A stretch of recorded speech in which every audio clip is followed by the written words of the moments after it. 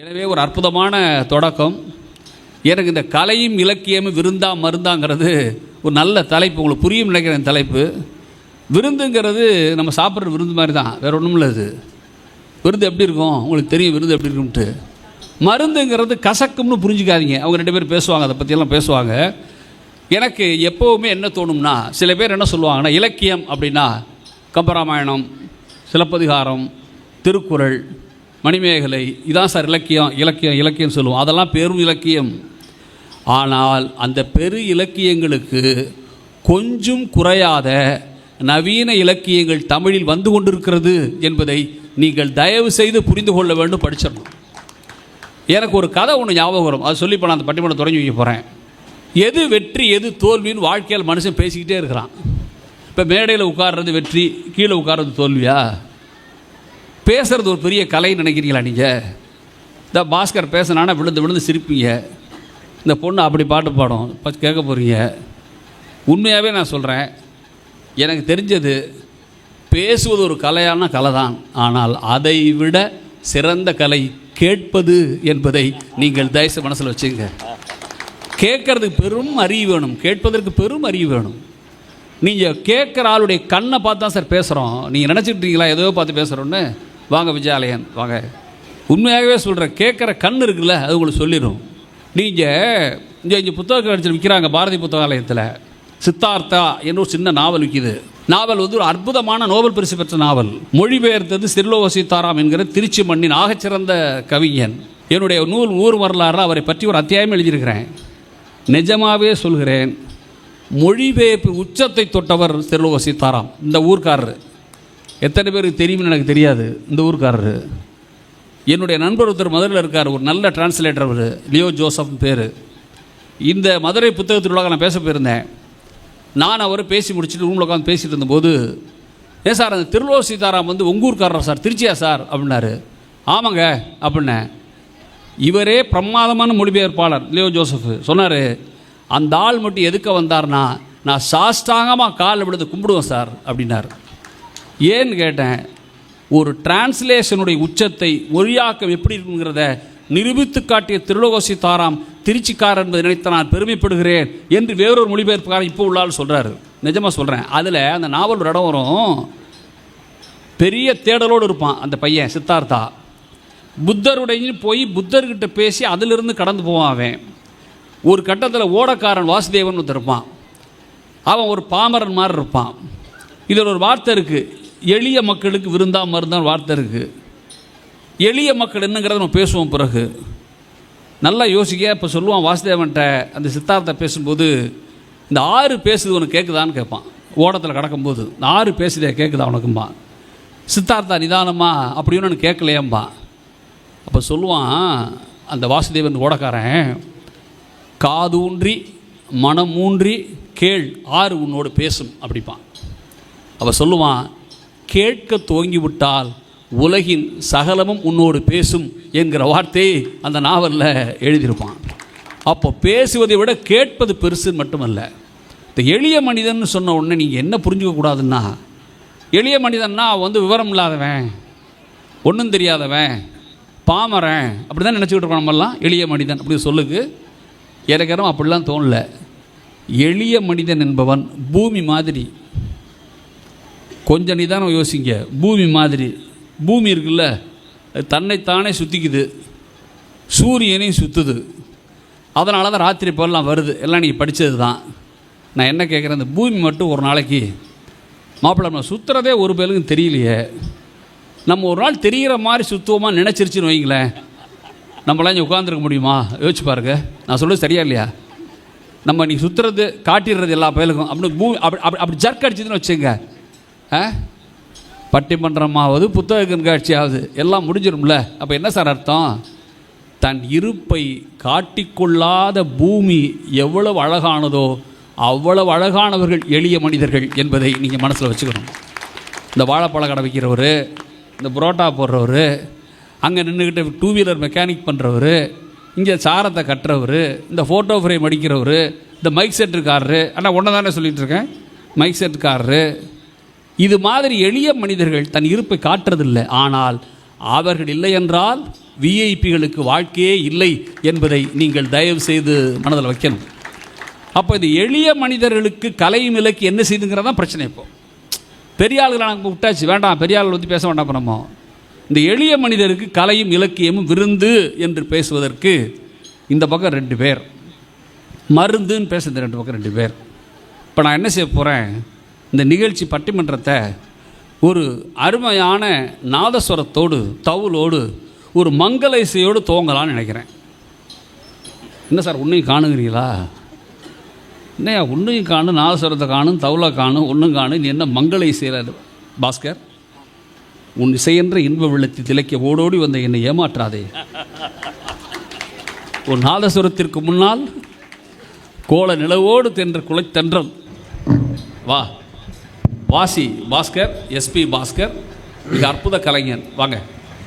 அனைவருக்கும் என் அன்பு வணக்கத்தை பணிவோடு தெரிவித்துக் கொள்கின்றேன்.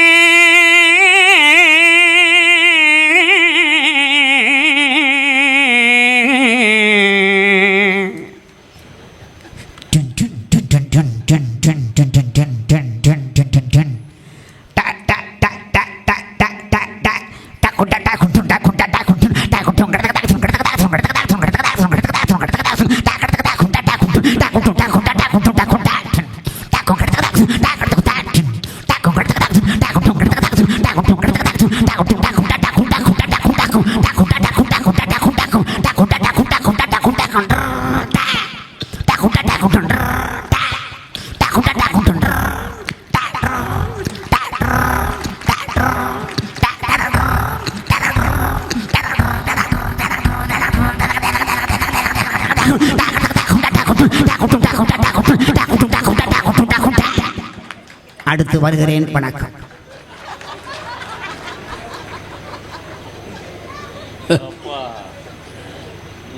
எப்படி மங்கள இசையோடு துவங்கியாச்சா? அப்போ உண்மையாகவே இது ஒரு முயற்சி தான். இந்த யூடியூப்பில் எல்லாம் நீங்கள் 1.5 மணி நேரம் பேசுகிறதுக்கு முன்னாடி கட் பண்ணி கொஞ்சம் கொஞ்சமாக போடுவான்ல, நீ பார்த்துட்டீங்கல்ல, ஒரு பேச்சோட முக்கிய பகுதி அது மாதிரி தான் பேசுது. சரி, நாதஸ்வர தவுள் பாஸ்கர் வாய்ச்சாச்சு. இப்போது இந்த பக்கத்தில் தனிக்கொடின்ட்டு என்ன கேட்குறாரு, ஏன் என்ன கூப்பிட மாட்டேங்கலான்ங்கிறாரு.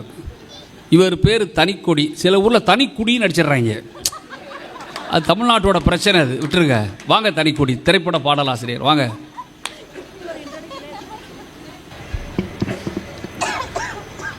அனைவருக்கும் வணக்கம்.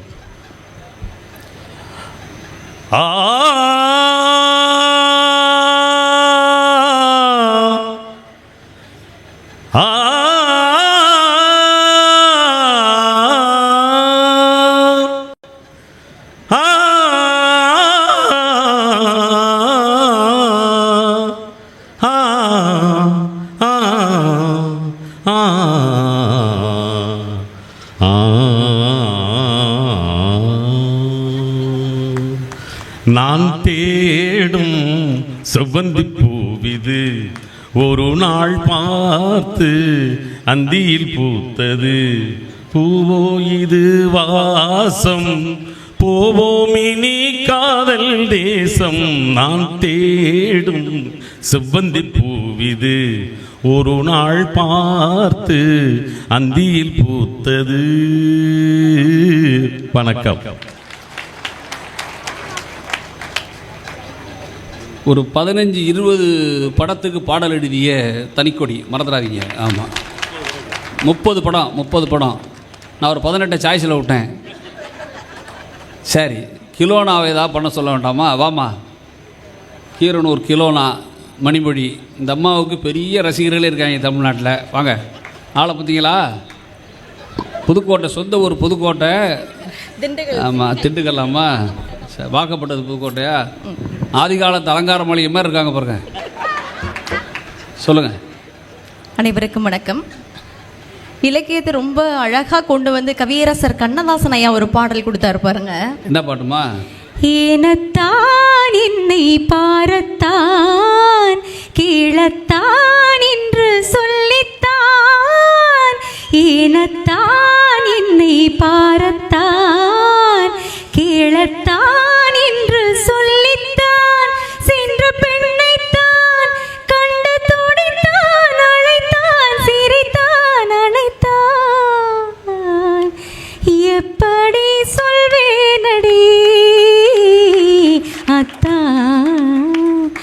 என்னத்தான் அவர் என்னைத்தான் எப்படி சொல்வேனடி, அவர் கையைத்தான் கொண்டு மெல்லத்தான் வண்டு கண்ணைத்தான் எப்படி சொல்வேனடி.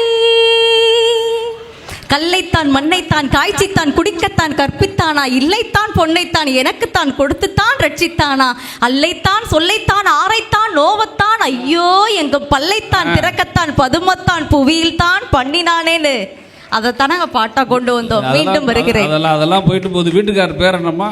பெருமாள் செத்தான். வாமா வா வாங்க. நன்றி. அன்னலட்சுமி, கலைஞர் உங்களையே பார்த்துக்கிட்டு இருக்காரு. தமிழகத்தின் ஆகச்சிறந்த தலைவர் கலைஞர், மறக்காதீங்க. வாங்க.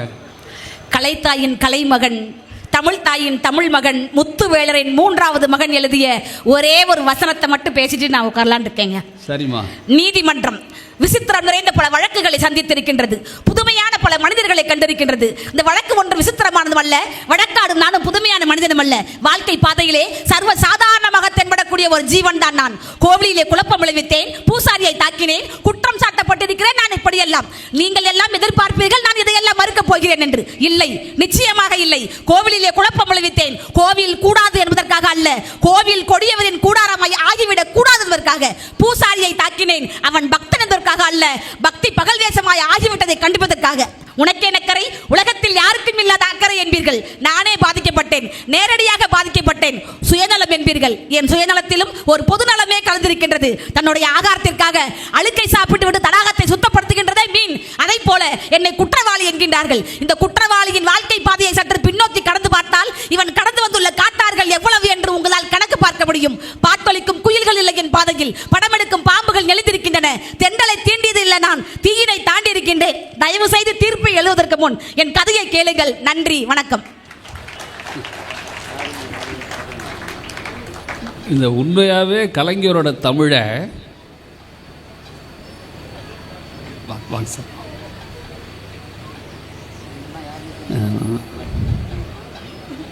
பல பணிகளுக்கிடையே வந்த ஆட்சித்தலைவர் அவர்களுக்கு எங்களுடைய நெஞ்சார்ந்த நன்றியை சொல்லிக் கொள்கிறோம். கலைஞரோட தமிழ் இருக்க நல்லா யோசிங்க. எப்போ இந்த படம் அநேகமாக உட்காந்துருக்கு பல பேர் பிறந்தே இருக்க மாட்டீங்கன்னு நினைக்கிறேன். ஆனால் தமிழ் என்ன செய்யும் என்பதற்கும் தமிழால் என்ன முடியும் என்பதற்கும் பராசக்தியின் வசனம்தான் சாட்சி என்பதை நீங்கள் மறந்துடக்கூடாது. உண்மையாகவே சொல்கிறேன். எனக்கு படைப்பு இருக்க, படைப்பு நான் பற்றி போன்ற ஆரம்பிச்சு விட்றேன். இப்போ படைப்பு இருக்க, தேர்ந்த படைப்புகள் இருக்குல்ல, நல்ல படைப்பு. அது இசையாக இருக்கலாம், ஓவியமாக இருக்கலாம், கதையாக இருக்கலாம், எதா வேணாலும் இருக்கலாம். நல்ல படைப்பு இருக்கு. அது குழந்தை மாதிரி, மறக்காதீங்க. பல நேரத்தில் நம்ம என்ன ஏமாற்றிடுவாங்கன்னா, பொம்மையை காட்டி குழந்தைன்றுவாங்க. குழந்தை வேறு, பொம்மை வேறு. குழந்தை அசலானது, பொம்மை நகலானது. மறக்காதீங்க.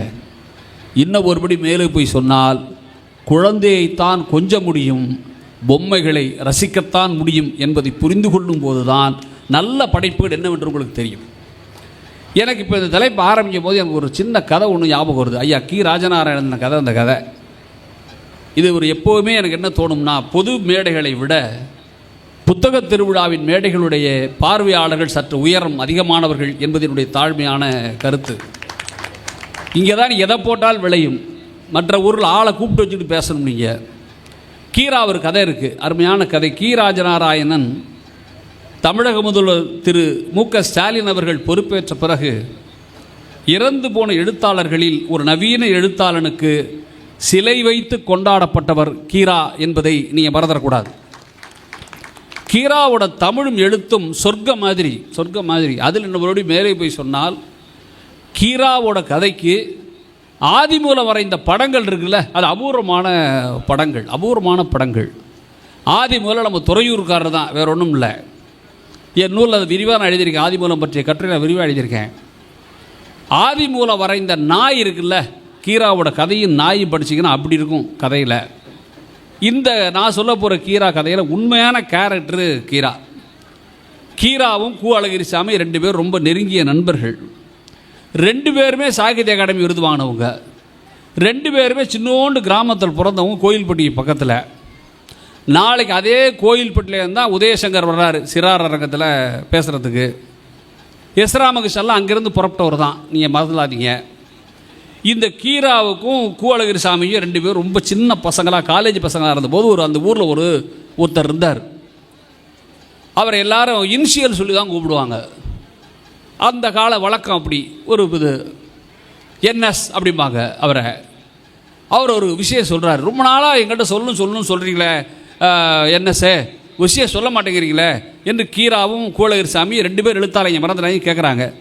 அப்போ தான் கீரா சொல்கிறார், நேரம் கருதி கதையை சொல்கிறேன். என்ன சொல்கிறாரு, டேய் ரொம்ப நாளாக சொல்லணும்னு நினச்சிக்கிட்டு இருந்தேன், ஆனால் சொன்னால் எங்கே தப்பாக போயிருந்தாடா சொல்லாமல் இருக்கிறேன் அப்படின்னார். இல்லை நீங்கள் சொல்லுங்க, நாங்கள் யார்ட்டையும் சொல்ல மாட்டோம் அப்படின்னாங்க 2 பேரும். அப்போ தான் அவர் சொன்னார், டேய் நம்ம ஊரில் ஒரு பொண்ணு இருந்தாடா, ரொம்ப சின்ன பொண்ணு வயசு, ஆனால் கிழவாடிக்கு கல்யாணம் பண்ணி கொடுத்துட்டாங்க. அந்த கிழவாடி சீக்கிரமே செத்து போயிட்டான். இந்த பொண்ணு ரொம்ப இளம் வயதில் விதவையானதுனால அவளுக்கு உடல் சுகம்னா என்னென்னே தெரியாது. ஒரு கட்டத்தில் மனப்பிறழ்வு வந்து அந்த பொண்ணு ஹிஸ்டீரியா பேஷண்ட்டாக மாறி கத்த ஆரம்பிச்சிட்டா ஊருக்குள்ளே. ஊரில் அவளுக்கு சாமி வந்துருச்சு சொல்லி என்ன செய்வாங்க, உட்கார வச்சு தலையில் குடமாக தண்ணியை ஊற்றி அந்த பொண்ணு ஆச்சு ஓச்சு அடங்கின உடனே விட்டு போயிடுவாங்க. தொடர்ந்து இப்படி நடந்துக்கிட்டு இருந்துச்சு. கதையை கவனிச்சுட்டு வாங்க, பின்னாடி நல்லா புரியும். நடந்துச்சு. அப்புறம் ஒரு இடத்துல ஊரே என்ன பண்ணிட்டாங்க, இவன் எப்போ பார்த்தாலும் சாமி பிடிக்கிறா, விடுங்கடா அதுவாக ஆடி பாடி முடிக்கட்டுன்னு விட்டாங்க. அந்த பொண்ணு புறப்பட்டு கிடுகிடுன்னு ஓடுவா. அங்கே ஒரு முனீஸ்வரன் கோயில் இருக்கும். முனினா சாதாரண முனி இல்லைடா, ஆள் அடித்து கொண்டுரும், அந்த முனி கோயில் ஓடிடுவா இப்படின்னு சொல்கிறாரு கீரா கிட்ட அவர். சரி அப்புறம் விஷயத்தை சொல்லுங்க அப்படிங்கிறார்.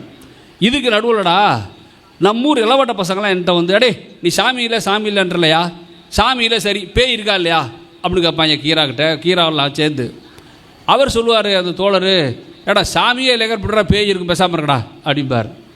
பேய் இல்லைன்றேன் நீ? ஆமாம். அப்புறம் பந்தயம் கட்டுறேன். நம்ம ஊர் முனீஸ்வரன் கோயில் ராத்திரி 12 மணிக்கு நீ போகிற, ஒரு துண்டை கொண்டு போய் அந்த மரத்தில் கட்டிட்டு வாடா பார்ப்போம், நீ மட்டும் கட்டிட்டு வந்துரு, பேய் இல்லைன்னு ஒத்துக்கிறோம் அப்படின்னு ஊரே சொல்லிடும். இவர் அது என்னடா பெரிய விஷயம் கொண்டாங்கடா, எவ்வளோடா பந்தயம் அப்படிம்பாரு. 5000 ரூபாம்பாங்க, அந்த காலம் 5000. எல்லாம் சிரிப்பாங்க, 5000 பந்தயம் கட்டாங்க, அவங்ககிட்ட எதாவது 5 ரூபாய்க்கு மேலே இருக்காதுடா, 50 ரூபா கட்டுங்கடா அப்படின்லாம் கிண்டல் பண்ணிகிட்டு இருப்பாங்க.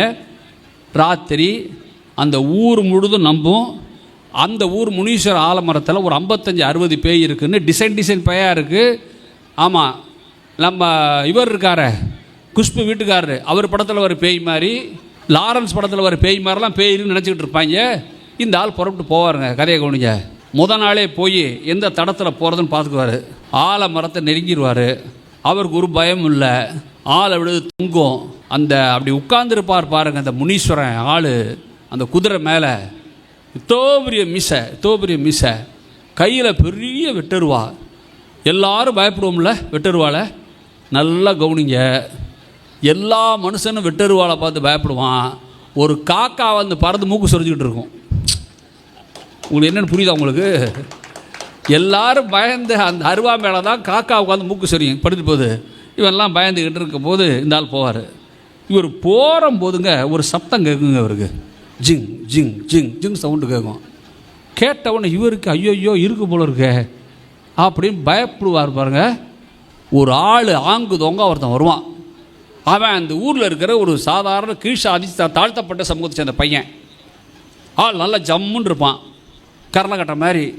அவன் விறு நடந்து வருவான். இவன் வந்தவொடனே மரத்துக்கு பின்னாடி ஒளிஞ்சுக்கிட்டு பேசாமல் நிற்பார்.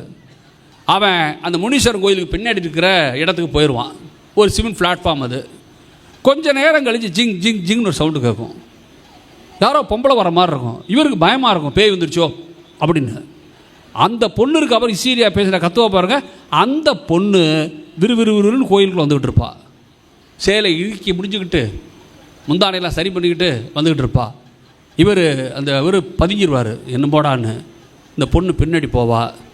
இவர் மரத்தில் ஒதுங்கி நிற்பார்.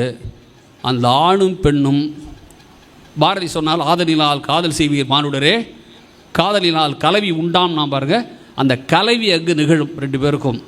அந்த ஓசை காதுக்கு வரும். இருக்குது 2 உயிருக்குயிரான ஜீவங்கள் இணைகிற அந்த ஓசை கேட்டுட்டு இவர் இனிமேல் இங்கே நிற்பது பிழை என்று நினச்சிக்கிட்டு இருக்கும்போது 2 பேரும் ஏஞ்சி வருவாங்க. அந்த பையனுக்கு முன்னாடி அந்த பொண்ணு விறுவிறுன்னு ஏஞ்சி போயிடுவா. அப்புறம் அந்த பையன் பின்னாடியே போயிடுவான். இவர் இப்போது இந்த ஆலமரத்தில் துண்டை கட்டுறதா வேண்டாமான்னு யோசிப்பார். யோசிச்சு என்ன பண்ணுவார், வேண்டாம் அப்படின்ட்டு நேராக அந்த இளவட்ட பசங்க படுத்துருக்க ஆலமரத்துக்கு போய் அந்த துண்டை விரித்து படுத்துக்குவார்.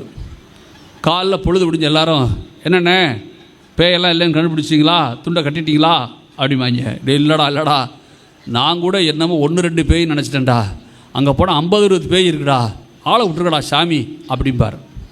சொன்னவனை கீரா கேட்பார், ஏன் தோழர் என்ன நீங்கள் தான் சாமி இல்லை பூதம் இல்லைங்கிற ஆள், ஏன் போய் பேய் இல்லைன்னு சொல்லி கட்டிட்டு வந்திருக்க வேண்டியதானே என்று சொல்லும்போது இலக்கியம் என்ன செய்யும் கேட்குறீங்கள. இப்போ சொல்கிறேன். சொல்லுவார், எனக்கு தெரியும்டா பேய் இல்லைன்னு, நான் போய் மரத்தில் துண்டை கட்டிட்டேன்னா பேய் இல்லைன்னு ஆகி போகும், எல்லா பேயிலும் அங்கே போக ஆரம்பிச்சிருவான், எல்லாரும் போக ஆரம்பிச்சிட்டா அந்த 2 உயிர்கள் இணைவதற்கான இடமே இல்லாமல் போயிருப்பா அந்த ஊரில். அதனால் ஒரு கட்டத்தில் முடிவெடுத்தேன், பேய் இருந்தால் இருந்துட்டு போகுது, என்ன விடு என்று முடிவெடுத்தேன் என்ன கதையை கீரா முடிப்பார். இதான் சார் இலக்கியம், இதான் இலக்கியம். ஒரு நேர்கோட்டு பாதையல்ல வாழ்க்கை. எல்லா நேரங்களிலும் காண்டேகர் சொல்லுவார் 5-4-9 என்று சொல்வதற்கு கணக்கு பாடமல்ல வாழ்க்கை. வாழ்க்கை சூழலுக்கு ஏற்ப மாறிக்கொண்டே இருக்கும். அந்த மாற்றங்களை புரிந்து கொள்ள பயன்படுவது இலக்கியத்தின் பெரும் துணை என்பதை நீங்கள் தேசிய புரிஞ்சுக்கலாம். அப்படியான இந்த இலக்கியம் விருந்தா மருந்தா என்கிற அணியில் விருந்து என்ற அணியை துவக்கி வைத்து பேசுவதற்கு நான் மிகவும் ரசிக்கிற பேச்சாளர், தமிழகத்தின் ஆகச்சிறந்த பட்டிமன்ற பேச்சாளர் பாஸ்கர் அவர்களை இந்த மன்றம் நல்ல கருவுகளுக்கிடையே அடைக்க வேண்டுமாய் அன்போடு கேட்டுக்கிறோம். வாங்க பாஸ்கர். அறிவை விரிவிசை என்ற பாரதிதாசனுடைய வரிகளுக்கு இணங்க புத்தக திருவிழா சீரோடும் சிறப்போடும் இந்த திருச்சி மாநகரிலே நடைபெற்று கொண்டிருக்கிறது. இங்கே வருகை தந்து இன்றைக்கு நடந்து கொண்டிருக்கக்கூடிய இந்த இலக்கிய சிந்தனை படைத்த நல்ல விருந்து படைக்கக்கூடிய பட்டிமன்றத்தை ரசிக்கக்கூடிய ரசிக பெருமக்களுக்கு இந்த நேரத்தில் அன்பு வணக்கத்தை நான் பணிபண்போடு தெரிவித்துக் கொள்கின்றேன். ஒரு அருமையான தலைப்பை இங்கே தந்திருக்கிறார்கள். கலை இலக்கியம் என்பது எளிய மக்களுக்கு விருந்தா மருந்தா என்கிற ஒரு கேள்வி. நானும் அங்கே அத்தான் என்னத்தான் என்று பாடி அமர்ந்திருக்கக்கூடிய கிலோனா அவர்களும் விருந்து என்று பேச வந்திருக்கிறோம். இங்கே மருந்து என்று பேசுவதற்காக 2 பேர் அமர்ந்திருக்கிறார்கள். அதிலே திரைப்பட பாடலாசிரியர் மருந்து என்று பேச வந்திருக்கிறதை பார்க்கிற பொழுது ஏதோ இவர் சேல சித்த வைத்தியர் பேரன் என்று நான் நினைத்தேன். பிறகுதான் தெரிந்தது இவர் திரைப்பட பாடலாசிரியர். இலக்கிய கருத்துக்களை இந்த மக்கள் மத்தியில் விருந்தாக படைத்து விட்டு இங்கு மருந்து என்று பேச வந்திருக்கிறார். அதில் நான் சிவாஜி கணேசன் மறைந்து விட்டார் என்று நினைத்தேன். இல்லை, பெண் உருவத்திலே இங்கே வந்து அமர்ந்திருக்கிறார். யார்? அன்னலட்சுமி. இவங்க 2 பேரும் மருந்துன்னு பேச வந்திருக்காங்க. என்ன சிவாஜி ஆரம்பத்தில் பெண் வேஷத்தையா போட்டார். ஆமாம், அதான் திரும்பவும் இங்கே நேரம் வந்திருக்கிறாரோங்கிற எனக்கு ஒரு பயம் வந்துருச்சு. ஏன்னா இங்கே புத்தகங்கள் எல்லாம் அடுக்கி வைக்கப்பட்டிருக்கிறது. ஆனால் இத்தனை பேரையும் இங்கே வரவழைப்பதற்காக விருந்து படைக்க இந்த நிகழ்ச்சி அமைத்திருக்கிறார்கள். எனவே தான் இந்த பந்தனுடைய தொடக்கத்தில் நீங்கள் பார்த்தீங்கன்னா முன்னால் எழுதப்பட்டிருக்கிறது புத்தக திருவிழா என்று எழுதப்பட்டிருக்கிறது. திருவிழா என்றால் அங்கே விருந்துகள் அதிகமாக இருக்கும். எனவே இலக்கியமும் கலையும் என்பது ஒரு விருந்தாக இருக்க வேண்டும் என்பதற்காக தான் இந்த பட்டிமன்றத்தை இங்கே அமைச்சிருக்கிறாங்க. இல்லைன்னா இங்கே வந்து தத்துவ கருத்துக்களை எடுத்து சொல்லிட்டு போயிருக்கலாம். இப்போ பட்டிமன்றம் நடந்துக்கிட்டு இருக்கு. அருமையாக முன்னுரை இங்கே பேசியிருக்கிறார் நடுவர் அவர்கள். நடுவர் அவர்கள் சாதாரணப்பட்டவர் அல்ல. இங்கே தொடக்கத்தில் அறிமுகம் செய்து பேசிய அம்மையார் அவர்கள் மிகச்சிறப்பாக சொன்னார். எங்களை போன்ற பேச்சாளர்களை உலகம் முழுக்க இலக்கிய மேடைகளில் அறிமுகம் செய்யக்கூடிய அற்புதமான ஒரு மாபெரும் சிந்தனை படைத்த இந்த மண்ணினுடைய மைந்தர் ஐயா நந்தலால் அவர்களுக்கு இந்த நேரத்தில் அன்பு வணக்கத்தை நான் தெரிவித்துக் கொள்கிறேன். உங்கள் பலத்த கரவொலியோடு நல்ல கைத்தட்டுங்க. ஆமாம், ஏன்னா இன்றைக்கி அவர் தீர்ப்பு சொல்ல போகிறார். தயவுசெய்து பேனார் தான் எழுதி வைத்துக் கொள்ளுங்கள். அவர் என்ன தீர்ப்பு சொல்ல போகிறார் என்பதை இப்போதே சொல்லுகிறேன். ஒன்று எங்கள் அணிக்கு சொல்லுவார், இல்லைன்னா இந்த அணிக்கு சொல்லுவார். அப்படிப்பட்ட அருமையான ஒரு சிந்தனையாளர். நம்ம கடைசியில் ஏதோ ஒன்று முடிஞ்சாகணுமா இல்லையா? ஏங்க இந்த பட்டிமன்றத்தை நீங்கள் சொல்கிறீங்க வடநாட்டுக்காரர்கள் எல்லாம் தமிழகத்தில் புகுந்து எல்லா டிபார்ட்மெண்ட்களையும் உள்ளே புகுந்துட்டான். அந்த வடநாட்டுக்காரர்கள் ஹிந்தி பேசக்கூடியவர்கள் உள்ளே புகுந்து வந்து செய்ய முடியாத ஒரே ஒரு தொழில் இந்த பட்டிமன்றம் ஒன்று தான். ஒருவேளை அந்த ஆளுகளும் உள்ள போது பேசியிருந்தா என்ன பேசியிருப்பான் பட்டிமன்றத்தில்? ஜக்கார் காத்தாக இந்த மாத்தாக இந்த பட்டிமன்றம் ஜீக இந்த நடுவர் ஜீகன்னு போயிருக்கேன் எல்லாமே. நல்ல வேலை உள்ள வரல. நான் கூப்பிட்டு கேட்டேன், ஏயா இதுக்குள்ள நீங்க பேச கொஞ்சம் காசு குறைச்சலாம் வாங்க ரெடியாக இருந்தால் அவங்களையும் கூப்பிட்டுருவாங்க நம்ம ஊரில் அப்படின்னு கேட்டேன். கம்மியான ரேட்டுக்கு வந்தாலும் வருவீங்களே, ஏயா வரலன்னு கேட்டேன். அதில் ஏதோ இலக்கியம் படிக்கணுமா, எங்களுக்கு ஒன்றும் புரியலைங்க அப்படின்னு நான் ஆளுங்க. நல்ல வேளை தப்பிச்சோம் நம்ம. ஏன்னா அருமையான எங்கள் அணி ரொம்ப அழகாக பேச வந்திருக்கிறோம். எளியவனுக்கு பாமரனுக்கு மிக எளிமையாக புரியக்கூடிய செய்திகள் தான் இந்த நாட்டிற்கு இன்றைக்கு அவசியமாக தேவைப்படுது. நீங்கள் சொன்னீங்க விருந்துனா என்ன, ஒரு வீட்டுக்கு போகிறோம், தலவாழை இலை போடுறாங்க, அதில் சாப்பாடு, ரசம், மோர், தயிர், சாம்பார், வத்த குழம்பு, பொரியல், தொக்கு, அதே போல் பக்கத்தில் கூட்டு, பொரியல், ஊறுகாய், இவ்வளவும் ஒரு இலையில் வச்சுருக்காங்கன்னா என்ன காரணம் என்றால் இதுதான் மனிதனுக்கு தேவை. இதைத்தான் அவன் ஆர்வத்தோடு விரும்புவான். இப்படித்தான் இலக்கியம் இருக்கிறது.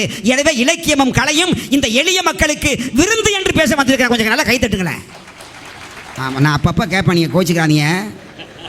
ஏன்னா விருந்து என்பது மகிழ்ச்சி, எளிய மக்களுக்கு புரியக்கூடியது. அதான் நீங்கள் தலைப்பை சொல்லிட்டீங்க, எளிய மக்கள். அவனா அது வந்து விருந்தாகத்தான் இருக்க முடியும். ஏன்னா மனுஷன் பல வகையில் இருக்கான் அன்றைக்கி நாட்டில். அவனுக்கெல்லாம் அந்த மாதிரி தான் படைக்கணும். இப்போ பட்டிமன்றம் பேசுகிறதுக்காக பந்தலுக்கு உள்ள அப்படி நுழைகிறேன், அங்கே எய்த்தாப்புல ஒரு பையன் நின்று என்னை பார்த்துட்டு சொன்னா, சார் உங்களை நான் டிவியில் பார்த்துருக்கேன் அப்படின்னா. எனக்கு மகிழ்ச்சி, ரொம்ப சந்தோஷம் தம்பி, வாப்பா எந்த டிவியில் பார்த்த, என்ன நிகழ்ச்சி பார்த்த அப்படின்னு. நீங்கள் தானே நைட்டு 10:30 மணிக்கு மாத்திரை விற்க வர்றவர் அப்படின்னா. ஐயோ என்னடா அப்படி சொல்கிற, போட அந்த பக்கம். இப்படியெல்லாம் பசங்க இருக்காங்க நாட்டில், மக்கள் இருக்கிறான். என்ன மாத்திரை அது அவன் என்ன, அவன் ஒரு ஏமாத்துறாது, அது உங்களுக்கு தெரியாது. உங்களுக்கு அறியாத மக்களுக்கு, புரியாத மக்களுக்கு இலக்கியமும் கலையும் எளிய வடிவில் இருக்க வேண்டும். நான் உங்களை பார்த்து உடனே ஒன்று கேட்குறேன். கேளு. ராமாயண கதை என்பது கிட்டத்தட்ட ஒரு 4000 பக்கம் இருக்குங்குதுன்னு சொல்றான், படிக்கிறான் புத்தகம், இவ்வளவு பெரிய புத்தகம். சரி, அதுல என்ன சொல்றது கதை, ஒரே வரி சொல்லுங்க. 4000 பக்கம் ராமாயணமா? ஆமா. ஒரு வரியா? அடுத்தவன் பொண்டாட்டி மேல ஆசைப்படாதேன்னு சொல்லுது. அது ஒரே வரியில் சொல்லிட்டு போக வேண்டியதானே, இதுக்கு 4000 பக்கங்கிறேன். என்ன கேட்குறீங்க? இன்னொன்று கேட்குறேன். மகாபாரதம் என்பது ஒரு 3500 பக்கம் இருக்கு ஒரு புத்தகம். அது என்ன சொல்லுது கதை? ரொம்ப நிலத்து மேல ஆசைப்படாதராங்குது. ஒரே வரியில் சொல்லிட்டு போனா, இதுக்கு எதுக்கு 3500 பக்கம்? பொன்னியின் செல்வன் எவ்வளவு பெருசு, யாருக்கு என்ன தெரிஞ்சிச்சு இது வரைக்கும்? மருந்துன்னு பயந்து போயிட்டு இருந்தான். பொன்னியின் செல்வன் என்கிற ஒரு திரைப்படம் வந்த பிறகுதான் அத்தனை மக்களுக்கும் பாமரன் வரைக்கும் போய் சேர்த்துச்சுங்க. அதுக்கு கார்த்திக் நடிச்சாரு, திரிஷா நடிச்ச பிறகு குந்தவையே தெரிஞ்சது. திரிஷா வந்துச்சு, நல்ல வேலை மன்சூர் அலிகான் இல்ல. அதை விட்டுருக்கு, அது வேற விஷயம். எதுக்கு சொல்றேன், எப்படியோ மணிரத்னத்துக்கு தெரிஞ்சிருக்கு. ஆமா, எங்க எம்எஸ் விஸ்வநாதன் ஒரு பாட்டு படிச்சாருங்க, ஒரு கம்போசிங் பண்ணாரு. அச்சம் என்பது மடமையடா, அஞ்சாமை திராவிடர் உடமையடா, அஞ்சாமை திராவிடர் உடமையடா. என்னது? குதிரை குதிரை குதிரை குதிரை போயிட்டு இருக்கு. இப்படியெல்லாம் இருந்தால் யார் கேட்க மாட்டேன். இப்போ இன்னைக்கு இருக்கிற பசங்களை எப்படி தெரியுமா கொண்டு போகணும்? வந்திருக்காங்க, என்ன ரசிலேருந்து வந்திருக்காங்க பாரு ஆளு. கொஞ்சம் இன்னைக்கு எப்படி தெரியுமா படைக்கணும்? மடுமையிடா, அஞ்சாமை திராவிடர் உடமையிடா, ஆறிலும் ஷாவு நூறிலும் ஷாவு, தாயகம் காப்பது கடுமையிடா.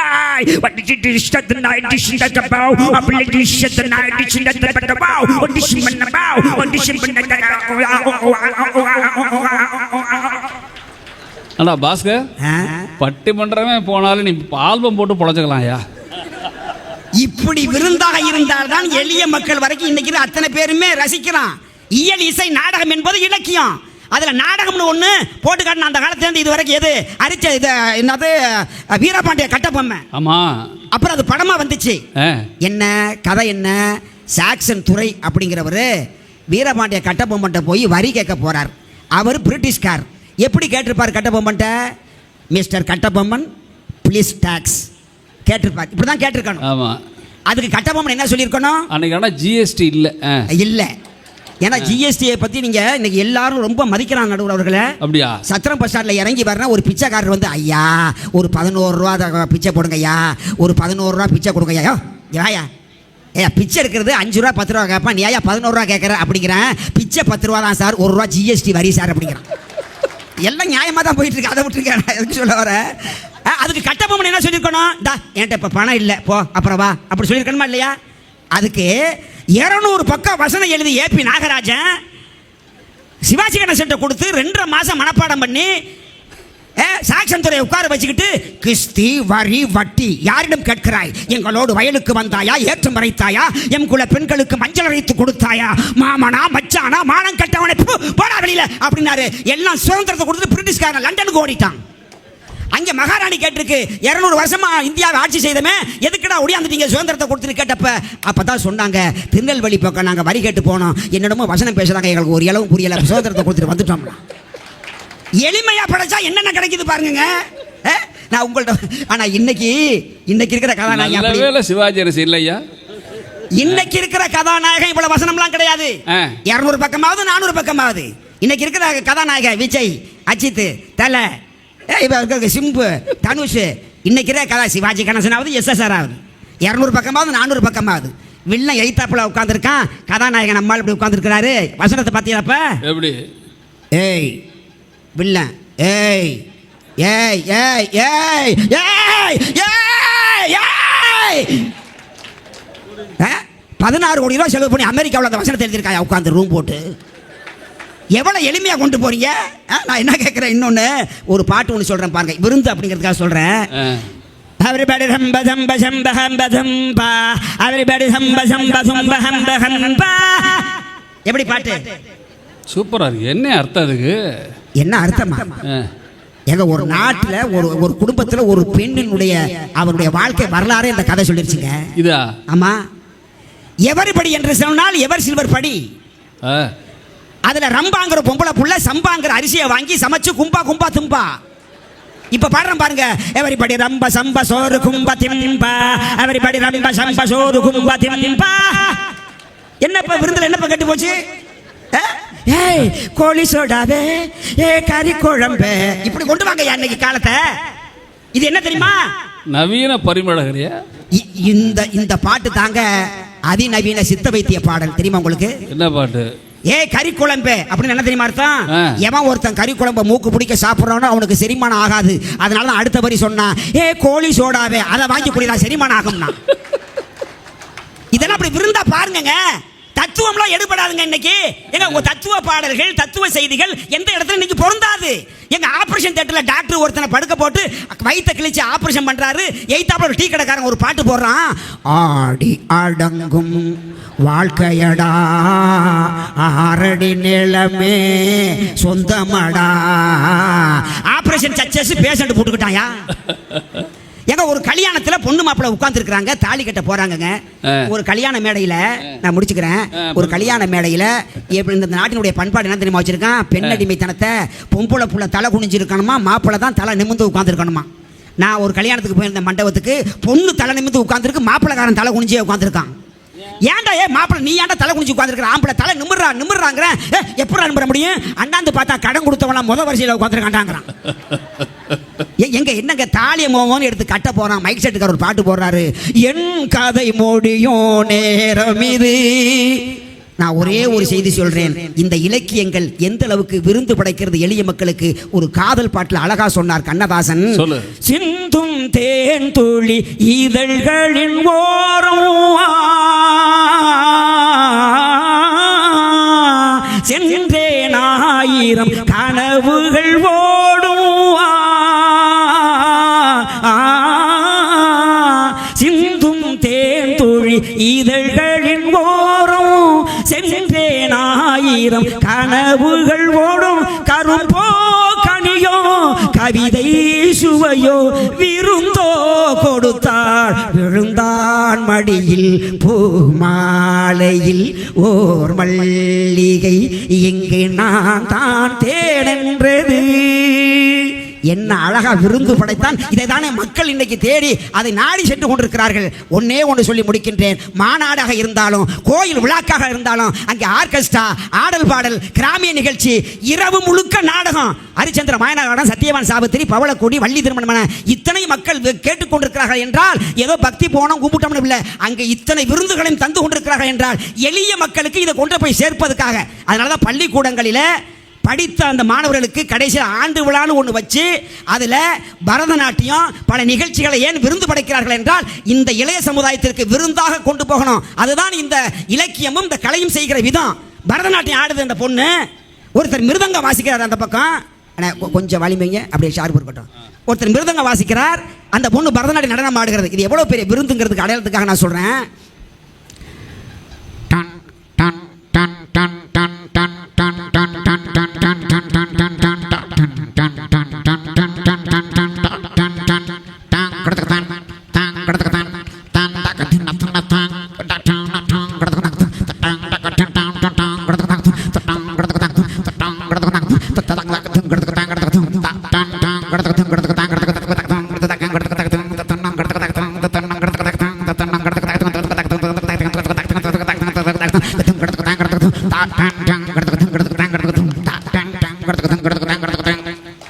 நன்றாக சொன்னார். 2000 ஆண்டுகளுக்கு முன்பு திருவள்ளுவரே, அகன் அமர்ந்து செய்யால் உரையும் முகன் அமர்ந்து நல் விருந்து ஓம்புவான் இல் என விருந்து என்பதற்கே 9வது அதிகாரத்தை 10 குறளை எழுதி வைத்திருக்கிறார் என்றால், இன்றைய கலையும் இந்த இலக்கியமும் எம்.ஆர். ராதா மலேசியா உரையில் சொன்னதை போல கலையும் இலக்கியமும் இந்த மக்களுக்கு விருந்து என்று அன்றைக்கு சொல்லிவிட்டார். எந்த வகையில் பார்த்தாலும் நம்முடைய கலையும் இந்த இலக்கியமும் எளிய மக்களுக்கு மருந்தல்ல, விருந்து விருந்து விருந்து என நல்ல தீர்ப்பை தாருங்கள் என கேட்டு வாய்ப்புக்கு நன்றி கூறி நிறைவு செய்கிறேன். வணக்கம். அடே அப்பா, இல்லையா மிருதங்க, இது உமையால்புரம் சிவராமனே வந்த மாதிரி இருந்துச்சு. நிஜமாகவே சொல்கிறேன், ஒரு கலை, ஒரு கலை கலை உண்மையாகவே. நீங்கள் லேசு பாஸாக கை தட்டிட்டீங்க.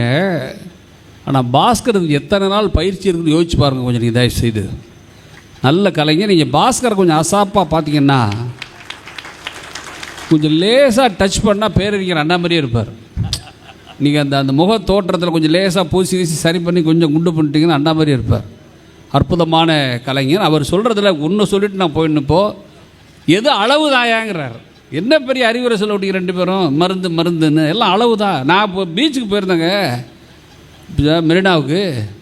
சுண்டல் விற்றுக்கிட்டு இருந்தான், மலை மாதிரி குப்பிச்சிருக்கிறான். மேலே பார்த்தா கேரட் வச்சுட்டான், ஆரஞ்சு, நடுவில் முட்டைக்கோசு வெள்ளை, கீழே கொத்தமல்லி பச்சை, சிவப்பு வெள்ளை பச்சை, தேசக்கொடி மாதிரி இருக்குது சுண்டல். நான் போய் அப்படியே கும்பிட்டேன். சார் எத்தனை ரூபாய்க்கு சார் வேணும்னா?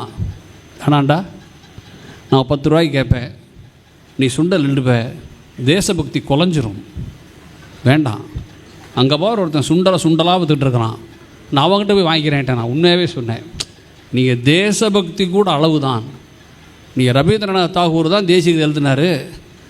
அங்கே ராத்திரி படுக்கும் போதெல்லாம் அவர் என்ன ஜனகணமனை பாடிட்டா படுப்பார்? நான் சொல்கிறது புரியுதா இல்லை உங்களுக்கு? எல்லாமே அளவு தான். எது? அறிவுரை உட்பட. வாழ்க்கை முழு அளவில் தான் சார் இருக்குது எல்லாமே. இதேமே லப் டப்னு துடிச்சாதான் ஒழுங்காக இருப்பேன். நான் ரொம்ப வீராதி வீரன் டப் டப் லப் அப்படின்னு போயிடுவேன்னு அர்த்தம்.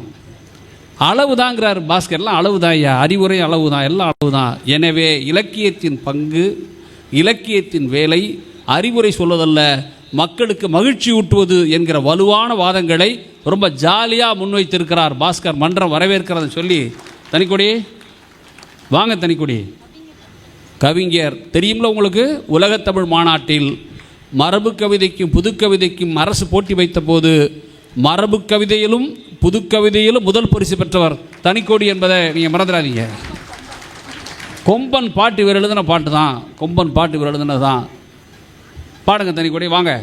முட்டை விழுந்து பூவெடிக்க, மொய்வண்டு தேன் குடிக்க, சிட்டசைந்து பன்னெடுக்க, செங்கமலம் கண்ணடிக்க, பட்டவனம் பால் வடிக்க, பச்சை மயில் தான் நடிக்க, ஒட்டுமன பொதிகையிலே ஊனெடுத்து உயிர் வளர்த்து, கற்றுணர்ந்த பாவலரின் கைகளிலே விளையாடி, முற்றுணர்ந்த ஞானியர்தம் மூச்சாகி பேச்சாகி, குற்றமற்ற பொற்றி கண்ட கொற்றவர்க்கு பின் என்னை பற்றி வரும் பூந்தமிழே உன் பாதத்தை வணங்குகிறேன். இது எதுவும் மண்டபத்தில் எழுதி வேண்டியதல்ல, இது நானே எழுதிய என் சுயமான கவிதை. அதற்கு கைத்தட்டிய இந்த திருச்சி மாநகர மக்களை நான் வணங்கி மகிழ்கிறேன். உண்மையிலேயே நான் எத்தனையோ பட்டிமன்றங்களுக்கு போயிருக்கேன் நடுவர்களே. இன்னைக்கு வித்தியாசமாக பாஸ்கர் தொடங்கினாரு. அதை விட என்னன்னா, இந்த மேடை இருக்கு பாருங்க, எங்களை எத்தனையோ வெளிநாட்டுக்கு கூட கூட்டி போயிருக்கீங்க, இலங்கைக்கு போயிருக்கோம், சிங்கப்பூருக்கு போயிருக்கோம். ஆனால் இந்த மேடையினுடைய பிரகாசம் அதிகமாக இருக்கிறது. அதை நினைக்கும் பொழுது ரொம்ப சந்தோஷமா இருக்கு. எய்தாப்புல உள்ளவங்கெல்லாம் தெரியாதவங்களும் நினைச்சேன். அந்த கரண்ட் ஆஃப் ஆனிச்சு பார்த்தீங்களா, அப்போ தெரியாதவன்னு நினைச்சேன். ஆனாலும் அப்பொழுதும் கூட எதிரே உள்ளவர் ரொம்ப அழகாக தெரிந்தார்கள். எப்படின்னு கேளுங்க. எப்படி? உங்க தலை தான். ஓஹோ, ஒரு பகலில் ஒரு பௌர்ணமியை போல இருக்கிறது நடுவர் அவர்களே உங்கள் தலை. இந்த ஃபோட்டோகிராஃபரே சிரிக்கிறாரியா? என் தலை பகலில் ஒரு பௌர்ணமியா? நிச்சயம். ஒரு அதிசயத்தை பார்த்தீங்களா தனிக்கொடி? சொல்லுங்க. ஒரு அமாவாசையில் கூட தெரிகிற பௌர்ணமியாக இருக்கிறேன் என்பதை இது எனக்கு நானே வச்சுக்கிட்ட ஆப்புன்னு நினைக்கிறேன். ஆனால் இன்னொன்று பார்த்தீங்களா, என்ன, ஒரு பௌர்ணமியையும் ஒரு அமாவாசையையும் ஒரே மேடையில் நிற்க வைக்கிற பெருமை இந்த புத்தக கண்காட்சிக்கு உண்டு என்பதில் எனக்கு பெரும் மகிழ்ச்சி. அப்படியும் சொல்லு, ஒரு கருப்பு சிவப்பு மேடையில் வைத்திருக்கிற மேடைன்னு சொல்லு, எனக்கு ஒன்றும் பிரச்சனை இல்லையா, எனக்கு ஒன்றும் பிரச்சனை இல்லை. உண்மையிலேயே மொழியில் ஒரு மொழியில் புரட்சி செய்தவன் பாரதி. அது வரைக்கும் இருந்த மொழியிலேயே மாற்றி அமைத்தான். அதே போல சமூகத்தில் ஒரு மிகப்பெரிய மாற்றத்தை நிகழ்த்தியவர் 2000 ஆண்டுகளுக்கு பிறகு இந்தியாவில், குறிப்பாக தமிழ்நாட்டில் மாபெரும் ஒரு புரட்சியை நிகழ்த்தியவர் தந்தை பெரியார். அதே போல மகாகவி பாரதியாருடைய விருதையும் தந்தை பெரியாருடைய விருதையும் ஒரே ஆண்டில் பெற்று இந்த மண்ணுக்கு பெருமை சேர்த்த மாபெரும் ஒரு அறிஞர் சிந்தனையாளர் இருக்கிறார் என்றார். அது எங்கள் நந்தனலா என்பது மிக முக்கியமான சமயம். திருச்சியில் யாரும் சொல்றாங்களான்னு எனக்கு தெரியல. ஊரும் வரலாறும் என்கிற புத்தகம் இந்த திருச்சி மாநகருக்கு மட்டும் சொந்தமல்ல. அந்த புத்தகத்தில் சொல்லப்பட்ட தகவல் எல்லாம் இன்றைக்கு உலகளவில் செய்து போய் கொண்டிருக்கிறது. திருச்சியின் மாபெரும் பெருமையை காத்து கொண்டிருக்கிற எங்கள் ஐயா நடுவர் அவர்களை வணங்கி மகிழ்கிறேன். உண்மையில் மாவட்ட ஆட்சியரெல்லாம் எழுந்து போயிட்டாங்க. அதாவது பாஸ்கர் ஒரு ஆசிரியருங்க, ஒரு வாத்தியாராக பேசணும். இப்படி நாதஸ்வர கலைஞனாலாம் நின்றுக்கிட்டு பீ ஊதியெல்லாம் இருக்கக்கூடாது. அது ஒரு விருந்து தான். ஆனால் அது எவ்வளவு பெரிய கலை, அது எப்படிங்கிறது நம்ம உணர்ந்துருக்கணும். உண்மையிலே நான் சொல்கிறேன், இவர் எத்தனை பேருக்கு வகுப்படுத்திருப்பார். ஒரு மாணவர்கள் இன்றைக்கு எவ்வளவு அறிவுள்ளவர்களாக இருப்பாங்கிறதுக்கு ஒரு சாட்சி ஒன்று சொல்கிறேங்க. ஒரு வாத்தியார் கிளாஸ் எடுத்துக்கிட்டு இருந்தார். அந்த வாத்தியார் கேள்வி கேட்டார், டேய் நடுக்கடல், அதில் ஒரு மாமரம், அந்த மாமரத்தில் நிறைய கனிகள் இருக்கிறது, அந்த கனியை நீ போய் எப்படி பறிப்ப அப்படின்னு கேட்டார். இவன் என்ன சொன்னான்? மாணவன் பாருங்க கூர்மையாக சொன்னான், சார் நடுக்கடலில் மாமரம் நிறைய கனிகள் இருக்குல்ல, ஒரு பறவையாக மாறி நான் போய் பறிச்சிடுவேன் அப்படின்னா. அதுக்கு வாத்தியார் சொன்னார், உன்னை எங்கள் ஒப்பனாடா பறவையாக மாற்றுமா அப்படின்னு கேட்டான். அதுக்கு ஒரு என்ன சொன்னான், சார் ஒப்பனா சார் நடுக்கடலுக்குள்ளே மரத்தை கொண்டே நட்டான்னா. கரெக்டாக தானே கேட்டான். அதே போல் இந்த உலகத்தில் நீ சொல்லு. இப்போ அவங்க ஒன்றும் பேச தெரியாமல் தான் இருக்காங்க, நீ சொல்லிக் கொடு. இப்போ நீ சொல்லிக் கொடுக்குற நாடே நல்லா இருக்கியா, நீ சொல்லி. அதை விட இன்னொரு வார்த்தையார் கேட்டார். 2 பசங்க சண்டை போட்டுக்கிட்டு இருந்தாங்க. ஏன்டா சண்டை போட்டுக்கிட்டு இருக்கேன்னு கேட்டேன். இல்லை சார், அறிவாளிக்கு முட்டாளுக்கு என்ன சார் வித்தியாசம்னு கேட்குறேன், போட்டு குழப்பறான் சார் அப்படின்னா. டேய் நான் சொல்கிறேன்னு தெரியும்னு வாத்தியார் சொன்னார். அறிவாளின்னா யார் தெரியுமாடா? ஒரு தெரியாத விஷயத்தை தெரிகிற மாதிரி அழகாக சொன்னா அறிவாளி, அதை மேலும் குழப்புனா அப்போ முட்டாள்னாரு. என்னடா புரியுதாடாண்ணா? நீங்கள் சொல்கிறதான் சார் ரொம்ப குழப்பமாக இருக்குண்ணா. முடிஞ்சு போச்சா? வாத்தியார் வேலையே க்ளோஸு. ஆனால் இப்படிப்பட்ட உலகத்தில் கூட மாணவர்கள் எவ்வளவு ஷார்ப்பாக எவ்வளவு நுண்ணறிவோடு இருப்பாங்கிறதுக்கு ஒரு சாட்சி சொல்கிறேன். ஒரு பள்ளிக்கூடத்தில் ஒரு உலக படம் இருந்துச்சு. அந்த உலக படத்தை வாத்தியார் என்ன பண்ணார், சுக்கு நூறாக கிழிச்சு இந்த மேசையில் போட போகிறேன். மேசையில் போட்டால் எந்த மாணவன் சரியாக ஒட்டுகிறானோ அவன் இந்த மாவட்டத்தின் சிறந்த மாணவனாக அறிவித்து அவனுக்கு பரிசு பொருள் தருவோன்னு சொன்னாங்க. யாராவது ஒட்ட முடியுமா? உலக படத்தை கிழிச்சு போட்டுட்டா ஒட்ட முடியுமா? யாருமே ஒட்டலை. ஆனால் ஒரே ஒரு பையன் ஒட்டுனா. எப்படா ஒட்டுனேங்கிறது வாத்தியாருக்கு ஆச்சரியம் தாங்கலை, மாணவர்களுக்கு ஆச்சரியம் தாங்கலை. மாவட்ட ஆட்சியர் கேட்டார், எப்படா ஒட்டுனேன்னு.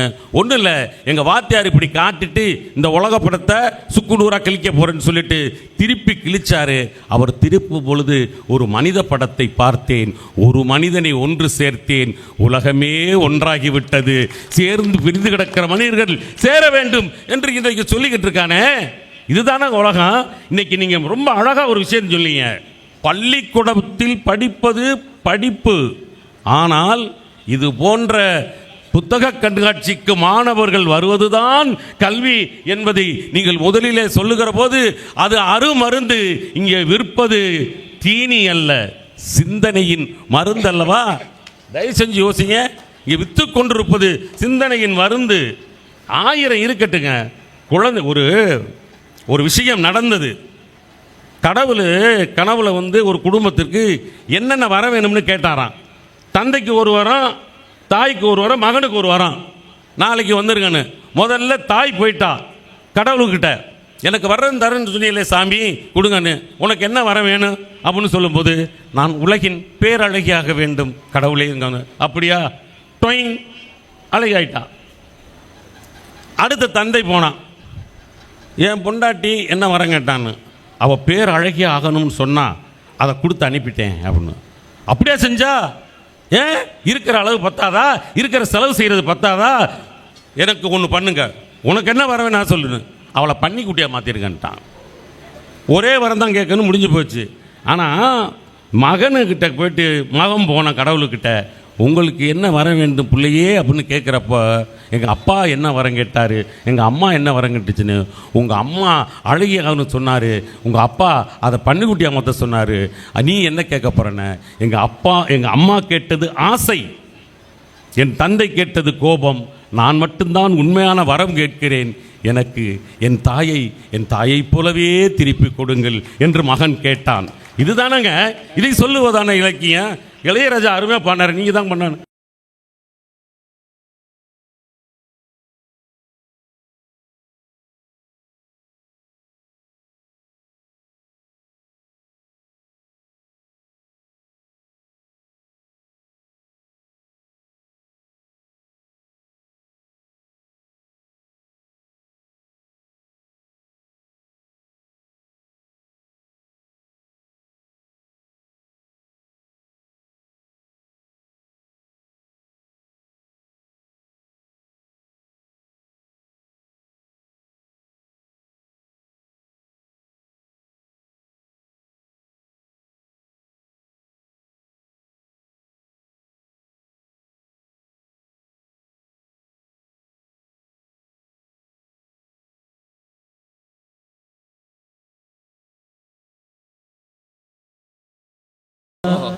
இந்த தாய் அன்பை சொல்லிக் கொடுப்பது எதுங்க?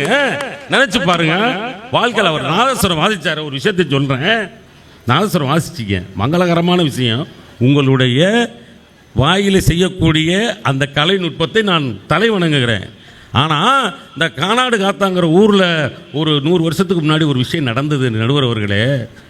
சிவக்கொழுந்துன்னு ஒருத்தர் ஊர்வலத்திற்கு முன்னாடி நாதஸ்வரம் வாசிச்சுட்டு போனார். வேர்த்து ஊத்துனுச்சு. அந்த இடுப்பில் கட்டியிருந்த துண்டை எடுத்து தொடச்சி தோலில் போட்டார். அப்போ அக்கம் பக்கத்தில் உள்ளவர்கள் எல்லாம் ஆதிக்க சாதியினர் எல்லாம் என்ன சொன்னாங்கன்னா, டேய் தோலில் புண்டு போடக்கூடாது சிவக்கொழுந்து, எடுத்து இடுப்பில் கட்டுறா, எடுத்துல இடுப்புடான்னு எல்லாத்தையும் நிறுத்தினாங்க. பின்னாடி ஒரு குரல் கேட்டது, சிவக்கொழுந்து கலைக்காகத்தான் இந்த ஊர்வலம் நடந்து கொண்டிருக்கிறது. சிவக்கொழுந்து நீ இடுப்புல கட்டாத, தோல்ல போட்டுக்கொண்டே வாசித்துக் கொண்டு முன்னாடியே போ என்று சொன்னார். அதே போல அந்த ஊர்வலம் நடந்து முடிந்தது. இடுப்பில் கட்டிய அடிமை துண்டை தோளில் ஏற்ற சொன்னவர் பட்டுக்கோட்டை அழகிரி என்பதை நீங்கள் மறந்து விடாதீர்கள். இது என்ன கலைக்கு சாதாரண. அது மட்டும் இல்லை தனிக்கொடி, தோளில் துண்டு போட்டு வாய்ச்சதுனால கச்சேரி ஃபிக்ஸ் பண்ணவர் காசு தரல.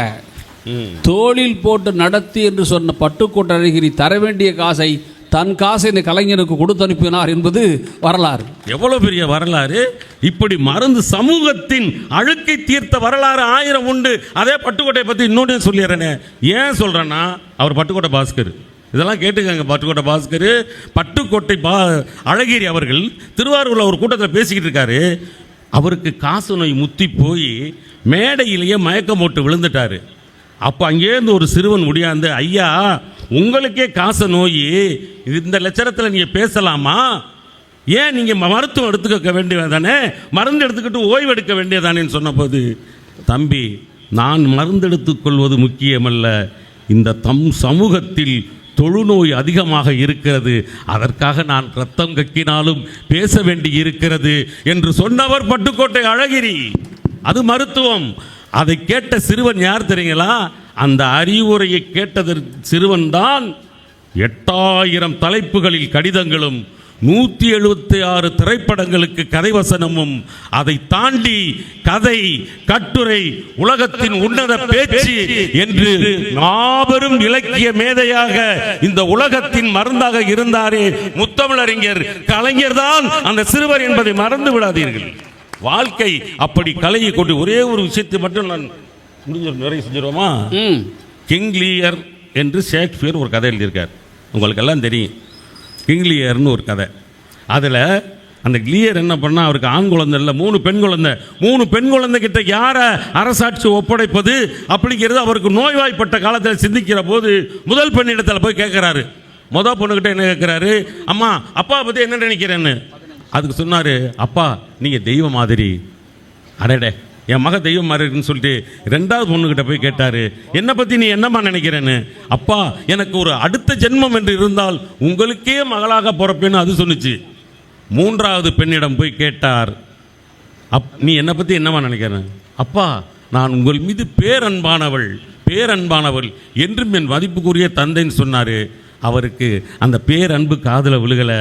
கடவுள்னு சொன்னவருக்கும் அடுத்த ஜென்மத்திலும் உங்களுக்கு மகளாக பிறப்பேன் என்று சொன்னவருக்கும் ராஜ்யத்தை இரண்டாக பிரித்து கொண்டார். வயோதிக காலத்தில் அவர் அந்த மக வீட்டுக்கும் இந்த மக வீட்டுக்கும் போயிட்டு வந்தார். ஒரு கட்டத்தில், அப்பா நீ அவளுக்கு தான் சொத்து கொடுத்த அதிகமாக, அவள் வீட்டுக்கு போகணும். ஒரு மகளும் இல்லை, நீ ஏன் மூத்த மகளை விட்டுட்டு இங்கே வந்த அப்படின்னு இவங்களும் 2 பேரும் விரட்டி விட என்ன செய்வது என்று தெரியாமல் கண்ணீரோடு 3வது மகள் இடத்திலே போய் நின்றான் கிங் லேயர் என்ற மன்னன். அப்பொழுது சொன்னான், அம்மா என்னை நீ ஏற்றுக்கொள்வாயா என்று கண்ணீரோடு கேட்டபோது, அப்பா இப்பவும் சொல்கிறேன், என் அன்பு பேரன்பு, உங்களை எப்பொழுதும் நான் ஏற்றுக்கொள்வேன் என்று சொன்னவன் ஷேக்ஸ்பியர். அதுதான் உலகத்தின் மருந்து. அதுதான் இன்றைக்கு வாழ்ந்து கொண்டிருக்கிற இலக்கியம் செய்து கொண்டிருக்கிற கலை செய்து கொண்டிருக்கிற வேலை. அந்த கலை இலக்கியத்திற்கே நாம் என்றும் பணிவோம், அதற்கே தீர்ப்பு தருக என்று கூறி நல்ல வாய்ப்புக்கு நன்றி கூறி விடைபெறுகிறேன். நன்றி, வணக்கம். ஒரு அற்புதமான பேச்சாளர் தனிக்கொடி. ஏராளமான திரைப்படங்களுக்கு பாடல் எழுதி கொண்டிருக்கிற தனிக்கொடிக்கு இந்த மன்றம் இன்னும் நிறைய படங்களுக்கு எழுதுங்கள் என்று நெஞ்சார மனதார வாழ்த்துகிறது என சொல்லி, நீங்கள் இந்த விருந்தா மருந்தால சார், மருந்துன்னா என்னமோலாம் நினச்சிட்டு இருக்காதீங்க. நம்மளால சின்ன பிள்ளை ஒரு கதை பிடிச்சோம்ல, ஒரு காக்கா தண்ணி தேடி போகும். கதை ஞாபகம் இருக்கா? தண்ணி எங்கே இருக்காது, போய் ஒரு கூஜாவில் உட்காந்து பார்க்கும். கூஜாக்குள்ளே தண்ணி கீழே கிடக்கும்.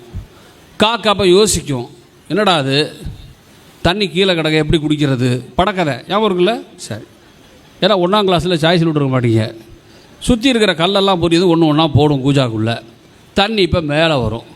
தண்ணி வந்தவுடனே அது காக்கா குடிச்சிட்டு பறந்துடும். கதையை முடிச்சிட்டாங்க. இது 1ஆம் கிளாஸ் கதை. நான் உங்களுக்கு ஒரு சின்ன கேள்வி கேட்குறேன். ஏன் சார் காக்காயை உட்கார வச்சாங்க? ஏன் ஒரு கிளியை உட்கார வச்சுருக்கலாமே? ஒரு கொக்கை உட்காந்து மூக்கு நீளமாக இருக்கும், சல்ல ஸ்ட்ரா போட்டு குடிக்கிற மாதிரி குடிச்சிருக்கும்ல.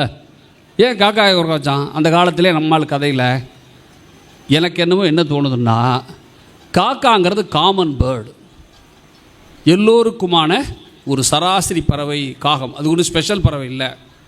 கதையில் சொல்கிறான், சராசரியாக இருப்பவனாக நீ நினைத்து கொண்டிருக்கிற கருப்பாக இருப்பவனும் யோசிப்பான் என்பதை அந்த கதை சொல்லுது என்று நீங்கள் புரிஞ்சுக்கணும். இதோ ஸ்பெஷலாக இருக்கிறவன் தான் யோசிப்பான்லாம் நினைக்காதரா, கருப்பாக இருக்கணும் யோசிப்பான். சூழலை வெல்லுகிற தன்மை கருப்பாக இருப்பவனுக்கும் உண்டு என்று என 1ஆம் கிளாஸ் கதையிலே சொல்லிட்டாங்க. அப்போது கதை என்பதே, இலக்கியம் என்பதே மருந்து தான்யா என்று மிக அற்புதமாக பேசியிருக்கார். 1000 விஷயங்கள் நீங்கள் தமிழில் சொல்ல முடியும் அந்த மாதிரி கதைகள். பிறகு வாய்ப்பு இருந்தால் நேரம் இருந்தால் சொல்லுவோம். இவைகளுக்கு பதில் சொல்ல வேண்டிய பொறுப்பு எங்கள் அன்பு சகோதரி கிலோனாவுக்கு. வாங்க கிலோனா, வாங்க. முதல்ல அத்தான் பாடி பயங்கரமாக கலக்கி வச்சுருக்கீங்க, வாங்க. தமிழுக்கும் அமுதென்று பேர், அந்த தமிழ் இன்ப தமிழ் எங்கள் உயிருக்கு நீர், உயிருக்கு நீர். தமிழுக்கும் அமுதென்று பேர், அந்த தமிழ் இன்ப தமிழ் எங்கள் உயிருக்கு நீர், உயிருக்கு நீர் என்று விருந்தான கலையையும் இலக்கியத்தையும் நடுவர் அவர்களே இனிமேல் இந்த பக்கம் பார்ப்பீங்களா? பார்க்க மாட்டோமா? பார்க்க மாட்டேன். ஏன்னா உண்மையாகவே அற்புதமாக ஏன் இந்த தமிழ் மொழிக்கு இவ்வளவு பெருமையும் புகழும் இருக்கிறது என்று சொன்னால், உலகத்தில் பேசப்படக்கூடிய மொழிகளின் எண்ணிக்கை 7102. அந்த 7102 மொழிகளிலே இலக்கியத்திற்கு தேவையான 11 குணங்களையும் பெற்றிருக்கக்கூடிய ஒரே மொழி நம் தாய்மொழியாகிய தமிழ் மொழி.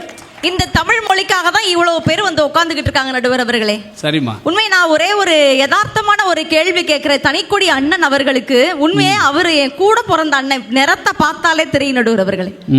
எங்க அண்ணி எவ்வளவு இறக்கப்பட்டு கல்யாணம் பண்ணிக்கிட்டாங்க தெரியுமா? அவரை தெரியாதுமா? தெரியாது. ஆனா எங்க அண்ணி நல்லா சிவப்பு. ஓ, என் வீட்டுக்கார் பெரும்பாலும் நல்லா சிவப்பு. கருப்பும் சிவப்பும் சேர்ந்து நாட்டையே ஆளும் பொழுது எங்க வீட்டை ஆள முடியாதா என்ன நடுவர் அவர்களே? ஆனா நடுவருடைய பெருமையை பத்தி கண்டிப்பா நான் சொல்லியே ஆகணுங்க. ஏன்னா எல்லாருடைய மேடைகளுக்கு நாங்கள் போனாலும் பேசுவோம், சம்பளத்தை வாங்குவோம், வீட்டுக்கு வந்துகிட்டே இருப்போம். ஆனால் பேச்சாளர்களே நாங்களும் கூட புதிய புதிய விஷயங்களை, ஆனா இன்னைக்கு பேசுறதுக்கு முன்னாடி சம்பளத்தை கொடுத்துட்டாங்க. அது வந்து திருச்சி புத்தக கண்காட்சி செய்த சாதனை அப்படின்னு தான் சொல்லணும். ஆனால் எங்களுடைய நடுவருடைய மேடைக்கு நாங்கள் வரும் பொழுது பேச்சாளர்களாக நாங்களுமே புதிய புதிய விஷயங்களை தெரிந்து கொள்வோம். நடுவருக்கு வந்து பாட்டு கொடுக்கணும்னா கூட யார் இவங்களால முடியாத நடுவர் அவர்களே, எங்களால தான் முடியும். சொல்லுமா, நல்லா நிமிர்ந்து உட்காருங்க பார்ப்போம்.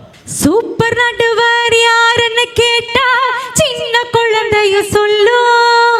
இங்கதான் இசை இல்ல, கொஞ்சம் கை தட்டினீங்கன்னா நம்ம நல்லா பாடுறதுக்கு ஏதுவா இருக்கும். அவங்க பொதுவா பொய்க்கெல்லாம் கை தட்டுறது இல்ல. உண்மையாவே ஊரும் வரலாறு புத்தகம் எத்தனை பேர் வாங்கி இருந்திருக்கீங்க? கை மட்டும் தூக்குங்க பாப்போம். புத்தக கண்காட்சியில உண்மையாவே வாங்கி நான் ஏதோ ஒன்று சொல்லி கூட்டு வந்திருக்கேன்னு நினைச்சுக்கோங்க. இல்லவே இல்லை. நான் வந்து அதோடைய வாசிப்பாளராக இருந்து 2-3 தடவை ஃபோன் பண்ணி கூட நடுவருக்கு சொன்னேன், நீங்கள் எழுதுனது ஒரு எழுத்து மாதிரி இல்லை. ஏன்னா எல்லா எழுத்தாளர்களும் பேசுறது வந்து கரெக்டாக ரிலேட் ஆகுமான்னு சொல்ல முடியாதுங்க. ஆனால் எழுத்துக்கள் கூட பேசுதுன்னு சொன்னால் நிச்சயமாக எங்களுடைய சொல்வல்லார் மதிப்பிற்குரிய நந்தலாலா சாருடைய எழுத்து தான். அதனால தான் திருச்சி ஜமால் முகமது கல்லூரியில் தமிழ் பாடத்திட்டத்தில் இடம் பெற்றிருக்குன்னா உங்களுக்கு தான் அதெல்லாம் பெருமை. திருச்சி மாவட்டம்னா இந்த செய்தியை நாங்கள் வெவ்வேறு மாவட்டங்களில் சொல்லும் பொழுது கைதட்டு பயங்கரமாக அள்ளும். திருச்சிக்காரங்க தானே, நம்ம ஊருக்காரர் தானே அப்படின்ற ஒரு பெருந்தன்மையோட உட்காந்துட்டு இருக்காங்க பார்த்தீங்களா. அதனால உங்களுக்காகவே ஊரும் வரலாறு அதை வெளியிட்டது யாரு? விகடன் பிரசுரம். அதை வச்சே ஒரு பாட்டு எங்களால் தர முடியும் நடுவர்களே. அதுதான் விருந்துங்கிறது.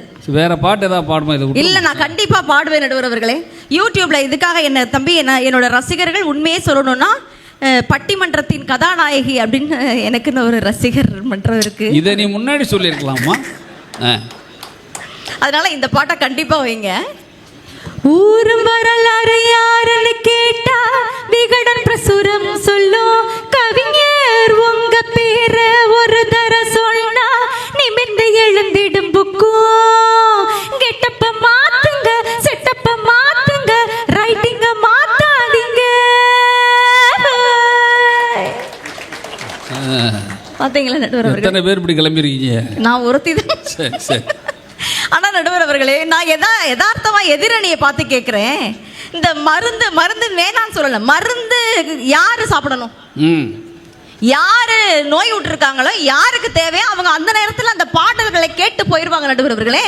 ஆனால் விருந்துங்கிறது எல்லாருக்குமான ஒரு பொதுவான விஷயமா இல்லையா? சபாஷ் சபாஷ். சின்ன குழந்தைங்களுக்கு மருந்து ஒரு ஈவன் ஒரு பேராசிட்டமால் மாத்திரையோ இல்லை சித்த வைத்திய பொடியோ கொடுக்கும் பொழுது நாக்கு கசப்பா இருக்குன்றதுக்காக தேனை வாயில வச்சு விடுவோமா இல்லையா? அப்போ மருந்து கொடுப்பதற்கு கூடிய விருந்து தானே நடுவர்களே தேவைப்படுதாங்க. இனிப்புன்னு ஒண்ணு தேவைப்படுதா இல்லையா? ஒரு கல்யாண வீட்டுல ஒரு மணமகளை கூட்டிட்டு போகும் பொழுது வலது காலை எடுத்து வச்சு போகும் பொழுது நாத்தனார் வந்து காலில் மோதிரம் போடுவாங்க. கொஞ்சம் சவுண்ட் வைங்கண்ணா. காலில் மோதிரம் போடுவாங்க. அந்த நேரத்துல போய் எப்படி நிலையாமை தத்துவம் தானே என் வாழ்க்கை, என்னைய எவன் நினைச்சான், வந்தவரெல்லாம் தங்கி விட்டால் இந்த அப்படின்னு ஆடியோ கார் எப்படின்னு இருக்கும்? அட்வான்ஸ் கிடைக்குமா? பேசுற தொகை கிடைக்குமா? கிடைக்கவே கிடைக்காது. வாழ்க்கையில் எப்படி தெரியுமா இருக்கணும்? என்னோட கல்யாணத்துக்கெல்லாம் பாட்டு போட்டாங்க. கரு கரு கருவாச்சி நீ வெளுத்தது ஏன் கருவாச்சி. இப்பதான் அந்த பாப்பா நிமிந்து பாக்குதா? அடாடாடாடா, கருவாச்சி அத்தை தான் கரெக்டா பாடுறாங்க.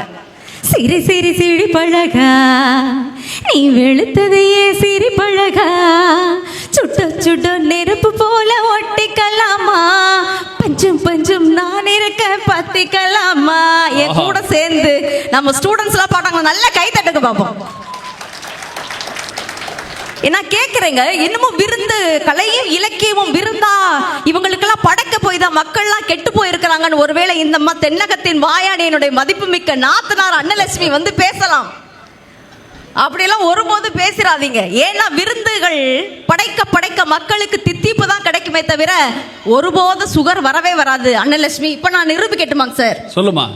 எங்களுடைய விருந்து பாடல்கள் இலக்கியங்கள் விருந்தாகிற வரைக்கும் சமுதாயம் நல்லா தான் இருக்கும். நான் நிரூபிக்கட்டுமா? நடிகர் திலகம் சிவாஜி கணேசன் ஐயாவுடைய ரசிகர்கள் இருந்தா நல்லா கை தட்டுங்க பாப்போம். கொஞ்சம் பேர் கை தட்டி இருக்காங்க. ஒரு வயசான 10 பேர் தட்டுறாங்க.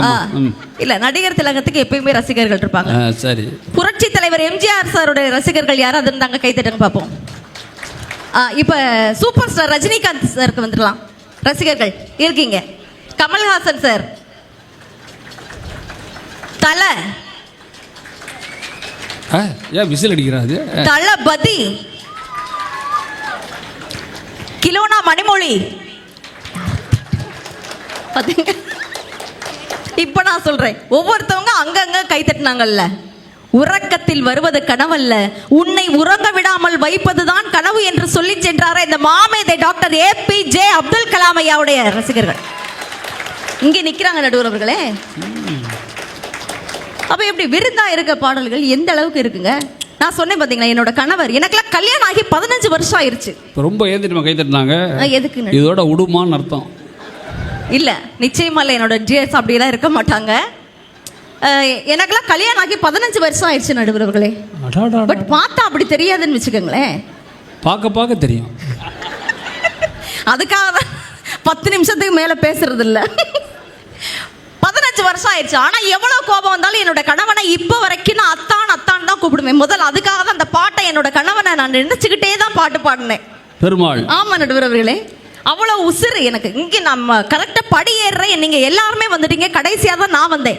ஏமா கிலோனா மணிமொழி லேட்டுன்னு நீங்க கேட்டீங்கல்ல, என்ன காரணம் நினைக்கிறீங்க? போன் வச்சுட்டு பேசிட்டு வந்தேன்ல. யாரு நினைச்சீங்க? என்னோட மாமா குட்டி தான். என்னது? அவர்தான். சரி, அவர்தான் கால் பண்றாரு. தங்கம், நான் கரெக்டா அவரை பிரிஞ்சு 1.5 மணி நேரம் தான் ஆச்சு. ஆனா அதுக்குள்ள கால் பண்றாரு, உன்னை ரொம்ப மிஸ் பண்ற மாதிரி இருக்குடி தங்கம், நீ எப்படா வருவ தங்கம்?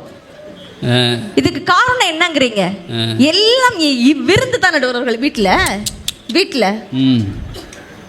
லா லா லா லா லா லா லா ஈ லா லா லா லா லா லா லா ஈ லா லா லா லா லா லா லா லா லா லா லா.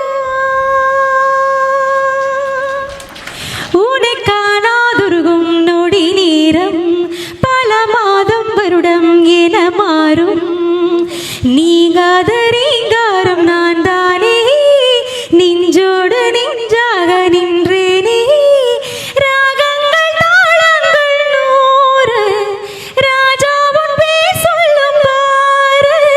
சிந்தாமல் நின்றாடும் சிந்தேனி, சங்கீதம் உண்டாகும் நீ பேசும் பேச்செல்லாம். வளையோசை கல கல கலவென கவிதைகள் படிக்குது, குழு குழு தின்ற காற்று வீசுது. எத்தனை அழகா என் கூடவே சேர்ந்து பாடின गाइस, உண்மையாவே சல்யூட் உங்களுக்குலாம். அத்தனை சத்தியாக்கள் உட்கார்ந்துருக்காங்க. பாடல்கள் அந்த அளவுக்கு இருக்கு நடுவர் அவர்களே. ஒருவேளை மருந்தாவே எந்த காலத்துல நீங்க எல்லாம் இருக்கிறீங்க, நான் தெரியாம தான் கேள்வி கேட்கிறேன். அரைக்க வேண்டியது என்ன அரன்னு வச்சு நரைச்சுக்கிட்டு எல்லாம் ஒரு அளவுக்கு தான். அம்மிக்கல்ல அழுகி போற அளவுக்கு மருந்து அரைப்பீங்க? நான் கேட்கிறேன், உண்மையை சொல்றேன் நடுவர் அவர்களே. நான்லாம் இங்கே இந்த மேடையில் நான் நின்றுட்டு கூட, உங்களுக்கு நான் இந்த கூட்டத்தில் இருக்கவங்க எத்தனை பேருக்கு காஃபி போட தெரியும்? இதை மட்டும் சொல்லிக்கிறேன். காஃபி, காதல் காஃபி போட தெரியுமா சார் உங்களுக்கு நடுவர் அவர்கள்? என்ன காஃபி? காதல் காஃபி. காதல் காஃபி. சரி, குடும்ப காஃபி? எங்களுக்கு தெரிஞ்சதெல்லாம் பத்மா காஃபி தான். ஆளை விடுமா? ஆமாம் ஆமாம். குடும்ப காஃபி யாருக்காவது போட தெரியுமா? உண்மையே சொல்றேங்க, கலையும் இலக்கியமும் விருந்து நீங்க நினைச்சுக்கிட்டு கரெக்டா வீட்டுக்கு போய் பாருங்க. ஒவ்வொரு பெண்ணுக்குமே குடும்ப காஃபி போட தெரியும். ஒருவேளை ஆண்கள் தான் வந்திருக்கிறீங்கன்னா உங்க ஒய்ஃப்க்கு நீங்களே குடும்ப காஃபி போட்டு தருவீங்கன்னா பாத்துக்கங்களேன். என்னோட வீட்டுல நான்லாம் குடும்ப காஃபி போடுவேன் நடுவர்களே. ஒரு சிம்பிளான ரெசிபி தான், நீங்க நல்லா தயவு செய்து தெரிஞ்சுக்கங்க. ஒரு கப் சூடான பால் எடுத்துக்கங்க சார். நீங்களும் கொஞ்சம் கேக்குறீங்க? சரிம்மா, சொல்லுமா. உங்க வீட்டுல போய் தயவு செய்து சொல்லுங்க, பேப்பர் பேனா எடுத்துக்கங்க சார். அதான் மெசேஜ் போட்டுட்டு இருந்தேன் அந்த காஃபி ரெடி பண்ண சொல்லி.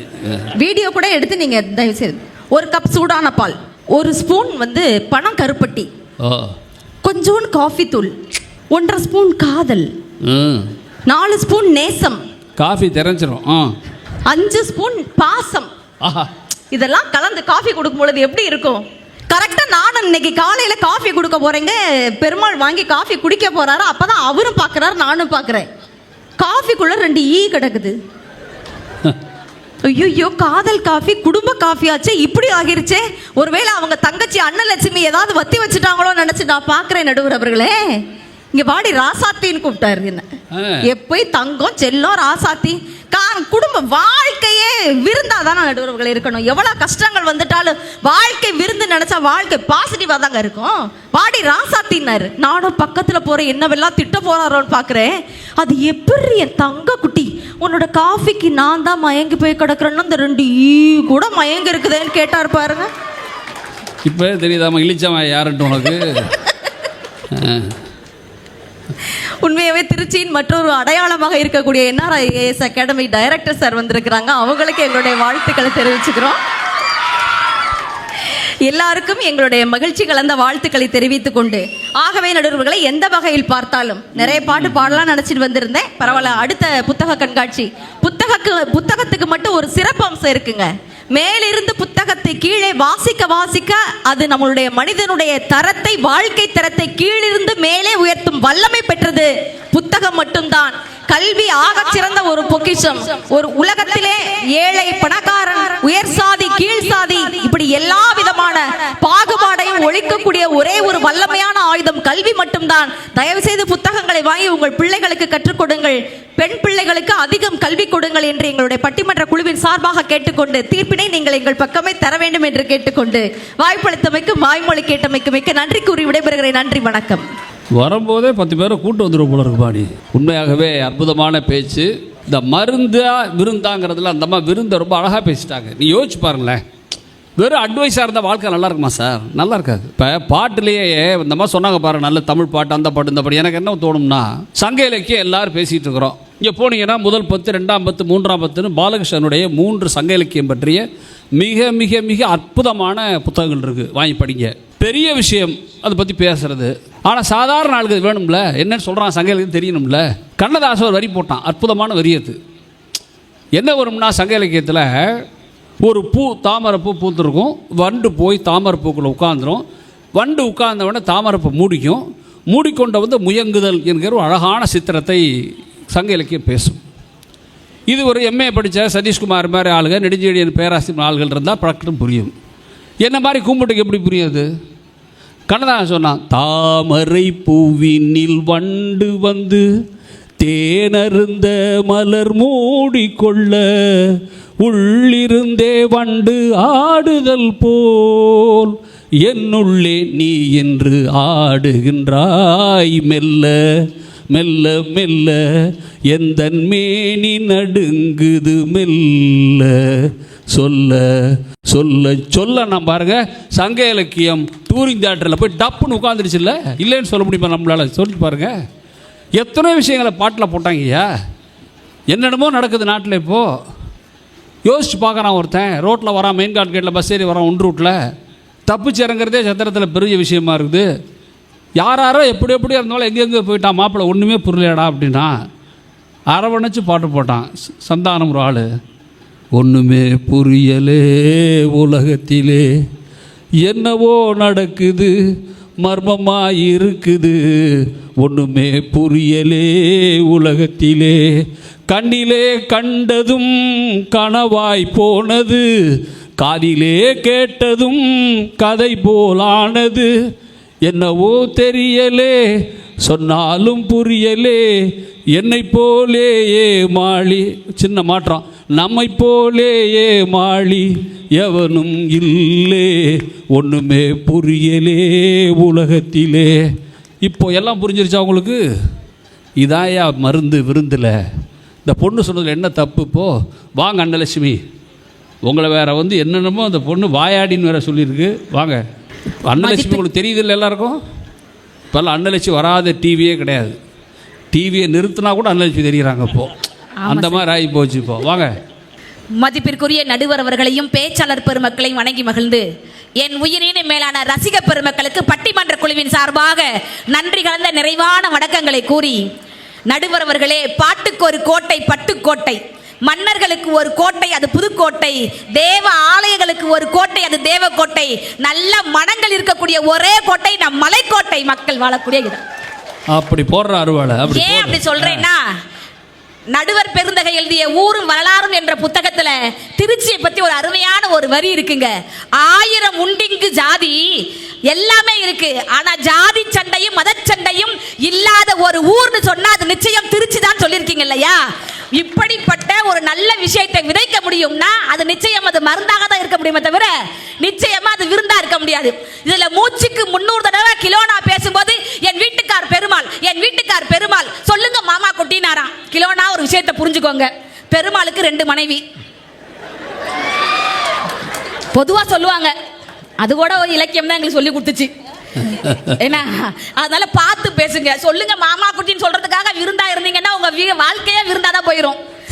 ஃபோன் பண்றது நீ எப்போ வரேன்னு தெரிஞ்சதுக்கு தான். ஆமா, அது வரைக்கும் அந்த நிம்மதியா இருக்க பாக்குறான்னு அர்த்தம். யார்கிட்டமா கதை சொல்றேன்? நடுவர் அவர்களே, மக்களுடைய வாழ்க்கை நெறிமுறைகளை எழுத்துக்களை கொண்டு புத்தகம் வடிவில் கொடுத்தால் அது இலக்கியம்.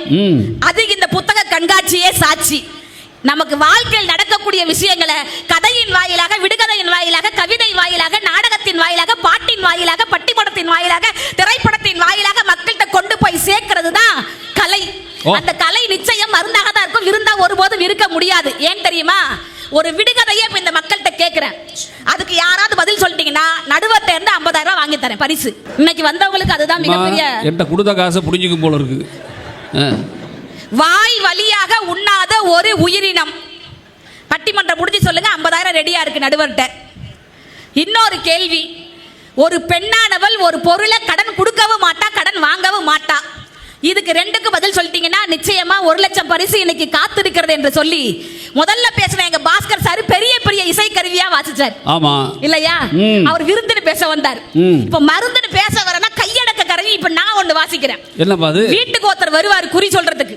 நம்ம எல்லாம் மனசு சோர்ந்து போய் இருக்கும்போது வீட்டு வாசல்ல வந்து சொல்லுவார். அந்த அக்கா சொல்றாங்க, வீட்டு வாசல்ல நின்று நம்ம எல்லாம் குறி கேட்போம். ஜக்கம்மா பாரு சொல்லுறங்க காரிய ஒண்ணு நடக்குது எங்க, கவலைப்படாததாயி ஐயா கையை ஓட்ட அம்மா கையை தாராளம், தாயத்து ஒண்ணு நானும் தாரேன், தலையில கட்டாத கழுத்துல கட்டாத கையில கட்டாத இடுப்புல கட்டாத காலில் கட்டாத, தலைய சுத்தி நீயும் தூக்கி போட்டு, வெடக்கோழி 2 பட்டு துணி 1 2000 ரூபாய் தாளு, செல்லாது தாயி 500 ரூபாய் நோட்டு 4 கேட்கறது நான் இல்ல ஜக்கம்மா தாயி தாயே. அதுக்குள்ள ஒரு விஷயம் இருக்கணும். 2000 நோட்டு செல்லாதுங்கிற விஷயத்தை சைடு கேப்ல போட்டல்லங்க, அது விருந்தாவும் இருக்கணும், அது மருந்தாவும் கொண்டு போய் சேர்க்கிற நடுவர்களே. எழுத்துக்களை கூட்டினால் அது எழுத்துக்களை, ஸ்வரங்களை கூட்டினால் அது இசைக்கலை, அபிநயங்களை கூட்டினால் அது நடனக்கலை, பேச்சுக்கலை, எழுத்துக்கு வார்த்தைகளை கூட்டினால் அது பேச்சுக்கலை. அத்தனை கலையும் முடிஞ்சிச்சு. மருந்துங்கிற ஒரு காரணத்துக்காக தான் நிகழ்ச்சியில நிறைவா பட்டிமன்றத்தை வச்சிருக்காங்கன்னு சொன்னா, இசைக்கலை இருக்கு. எல்லாருக்கும் பாடம் தெரியாது, ஒரு சிலருக்கு தான் பாடம் தெரியும். அவங்கள வியந்து பார்ப்பாங்க. எல்லாருக்கும் ஆட தெரியாது, ஒரு சிலர் தான் அழகா நடனம் பண்ணாங்க, அவங்கள பார்த்து வியந்து பார்ப்பாங்க. எல்லாருக்கும் பேச தெரியும், ஆனா அந்த பேச்சு கலையை மற்றவர்கள் ரசிக்கும்படி பேசக்கூடிய அந்த கலை இந்த மேடையில் இருக்குதுன்னு நினைச்சாங்கன்னா அது நிச்சயம் அது விருந்தாக இருக்க முடியாது, அது மருந்தாகத்தான் இருக்க முடியும். நடுவர் அவர்களே, சிவாஜி கணேசன் அவர்கள் வந்து கட்டபொம்மன் வசனத்தை பேசினாரு, அது வந்து விருந்துனாரு. அவர் கட்டபொம்மன் வசனத்தை பேசி நமக்கு இன்னைக்கு சுதந்திரம் கிடைச்சிருக்குன்னு சொன்னா அத முதல்ல மருந்துன்னு தான் சொல்லணும். ஆனா சுதந்திரம் கிடைச்ச பிறகுதான் படமே வந்துச்சு, மறந்துடாத. அதையும் இன்னைக்கு வீரவசனம் நம்ம பேசுறோமா இல்லையா, அதையும் தாண்டி பாருங்க. அப்பாவின் சம்மதத்தோடு காதலித்தால் அது காதலுக்கு மரியாதை. அப்பாவின் சம்மதத்தோடு காதலித்தால் அது காதலுக்கு மரியாதை, அப்பாவே காதலித்தால் அதுதான் முதல் மரியாதைன்னு காதல்ல கூட புரட்சி செய்தவர் சிவாஜி கணேசன் அவர்கள். எல்லாரும் இப்ப நீங்க ரசிகர்கள் கை தூக்குங்க, கிலோனா ரசிகர்கள் கை தூக்குங்க. யாருமே கேட்க வேணாங்க. நடிகர் திலகம் என்ற ஒற்றை சொல் உச்சரித்த உடனே எல்லோரும் மனதில் நினைவுக்கு வருவது சிவாஜி கணேசன் அவர்கள் மட்டும்தான். ஏன் தெரியுமா? தன்னுடைய நடிப்பால் கண்ணனுக்கு ஒரு நடை, மன்னனுக்கு ஒரு நடை, அண்ணனுக்கு ஒரு நடை, கல்வனுக்கு ஒரு நடை, காதலனுக்கு ஒரு நடை, மீனவனுக்கு ஒரு நடை, மாணவனுக்கு ஒரு நடை, கிழவனுக்கு ஒரு நடை, புலவனுக்கு நடை என தன் நடை உடை பாவனையால் மடை திறந்த வெள்ளம் போல் பேசக்கூடிய வசன ஆற்றலால் மக்கள் மனதில் இடம் பிடித்த நடிகர் திலகம் சிவாஜி கணேசனுக்கு நமக்கு சொப்பன சிப்பனமாக அமைந்தது நாடக கலை என்பதை மறந்துட்டு இன்னைக்கு பேசக்கூடாது. நடுவர் அவர்களே, எனக்கு தெரிஞ்சு சின்ன அண்ணாமலைக்கு அப்புறம் சிவாஜி ரசிகர் அந்த மாதிரியா. நடுவர் அவர்களே, இதுல வந்து பாஸ்கர் சாரும் பாட்டு பண்ணாங்க, எங்க அணி தலைவர் அருமையா பாடினாரு, கிலோனாவும் வந்து பாடினாங்க, எல்லாரும் மயங்கி விழுந்துட்டாங்க. இப்ப நான் பாடக்கூடாதா? பாடுமா. ஒரு எல்லாரும் பெண்ணா, கிலோனா பெண் குரல்ல தான் பாடினாங்க. எனக்குள்ளேயும் ஒரு புரட்சி இருக்குது, நான் ஆண் குரல்ல பாட போறேன். ஆண்டவனே, இதே மாதிரி ஒரு இசையமைப்பாளர் எனக்கு வாய்ப்பு கொடுத்தாரு சார். ஓஹோ. நான் அவர்கிட்ட சொன்னேன், சார் பெண் குரல்ல பாடுறதுல என்ன சார் புரட்சி இருக்குது, நான் ஆண் குரல்ல பாடுறேன் சார்ன்னு. நீ ஏற்கனவே பாடினதே ஆம்பளை குரல் மாதிரி தான் இருக்கு, இனிமேல் முயற்சி பண்ணாதான்ட்டாங்க. நான் பாடுறதுக்கு முன்னாடி அந்த அண்ணன் கை தட்டுறாங்க. நடுவர் அவர்களே, கூத்துக்கலைன்னு ஒண்ணு இருக்கு. நம்ம எல்லார் மனசுலயும் ஒரு நாடக வடிவில் ஒரு படம் இருக்குன்னா அது தில்லானா மோகனாம்பாள் என்கின்ற ஒரு அற்புதமான திரை காவியம் தான் சொல்லணும். ஆட்சி மனோரமா பஃபூன் மாதிரி வேஷம் போட்டு நிற்பாங்க. முன்னாடி நடிகர் திலகம் சிவாஜி கணேசன் அப்படி உட்கார்ந்துருப்பாரு, ஆச்சரியமா பார்த்துருப்பாரு. அந்த நாடக கூத்துக்கலையில அற்புதமா ஒரு பாட்டு வச்சிருப்பாங்க. பாண்டியன் நான் இருக்க ஏது உனக்கு நேரம், பயணம் செய்ய போறேன் பாரு பேனாங்கு சிங்கப்பூர், வைக்க போறேன் ஜவ்வாரி, வைக்க போறேன் ஜவ்வாரி, வைக்க போறேன் ஜவ்வாரி, வைக்க போறேன் ஜவ்வாரி, பல் பல் பலக்கு பல் பல் பலக்கு பல் பல் பலக்கு பல் பல் பல் பல் பல், ஏட்டில்லாண்டபரி ஏட்டில்லாண்டபரி ஏட்டில்லாண்டபரி, டப்பாங்குத்து ஆட்டம் ஆடுவேன், சோக்கா பாட்டு பாடுவேன், நேக்கா ஓட்டம் ஓடுவேன், நேக்கா ஓட்டம் ஓடுவேன், தரையில் ஏறி அந்த அடிச்சு கை தட்டுங்க, தரையில் ஏறி அந்த அடிச்சு கடவுள குதிப்பேன், புடிச்சி கப்பலைய பிடிப்பேன், புடிச்சி கோட்டைய பிடிப்பேன், புடிச்சி கோட்டைய பிடிப்பேன், அஜக்தா ஜுனக்தா ஏ சமக்தா ஏ சதக் சதக் சதக் சதக்னு போற ஆட்டத்துல சிவாஜி கணேசன் சொக்கி போய் உட்கார்ந்து இருப்பார். நல்ல வேலை நீ பல்ட்டி அடிக்கல. அந்த படத்துல அம்மா பல்ட்டி அடிப்பாங்க. நடுவர் அவர்களே, ஆட்சி மனோரமா ஒரு ஆள் பிறந்து வரணும்யா, பிறந்து வரணும். இதுல கிலோனா சொல்றாங்க வாழ்க்கையே எப்போதும் விருந்துதான் விருந்துதான் சொல்றீங்களே, இன்னைக்கு கவிதை வடிவில் கூட ஒரு மருந்தா சொல்ல முடியும் ஒரு விஷயத்தை. இன்னைக்கு பாதி வாழ்க்கை லோன்ல போகுது, மீதி வாழ்க்கை போன்ல போகுது. உண்மைதானே? ஆமாண்ணா, கைத்தட்டுங்கண்ணே. பாதி வாழ்க்கை போன்லயும் மீதி பட்டிமன்றம், இந்த பட்டிமன்றம் ஜெயிச்சிருச்சு. எப்படி தெரியுமா உங்களுக்கு? ஒரு ஆள் கூட செல்போனை நோண்டா உட்காந்துருக்க பார், அதுதான் அந்த பட்டிமன்றத்தில் வெற்றி. ஏன்னா இங்க நல்ல விஷயம் சொல்லுவாங்கன்னு உட்கார்ந்து கேட்கறதுக்காக வந்திருக்காங்க, விருந்துக்காக உட்கார்ந்து ஜாலியா கேட்பாங்க. நடுவர் அவர்களே, இன்னைக்கு போன்ல கூட பாத்தீங்கன்னா இன்னைக்கு நல்ல விஷயங்களை சொல்றதுக்கு ஏகப்பட்ட மீடியாக்கள் இன்னைக்கு வந்துருச்சு இல்லையா? கிலோனாவுக்கு இன்னைக்கு மில்லியன் கணக்கில் வியூஸ் போயிட்டு இருக்காங்கன்னா காரணம் என்ன? அந்த ரசிப்பு தன்மை ஒண்ணுதான். அந்த யூடியூப்ல இன்னைக்கு நிறைய பேர் சாதிக்கிறாங்க, அவங்க திறமையை காமிக்கிறாங்க. இன்னைக்கு யூடியூப்ல போன வாரம் நான் ரசம் வச்சு போட்டு விட்டேன் சார். ரசம் வச்சு போட்டு விட்டேன், நீங்க நம்ப மாட்டீங்க, 5 மில்லியன் வியூஸ். ரசத்துக்கா? ஆமா சார், 55,000 லைக்ஸ்.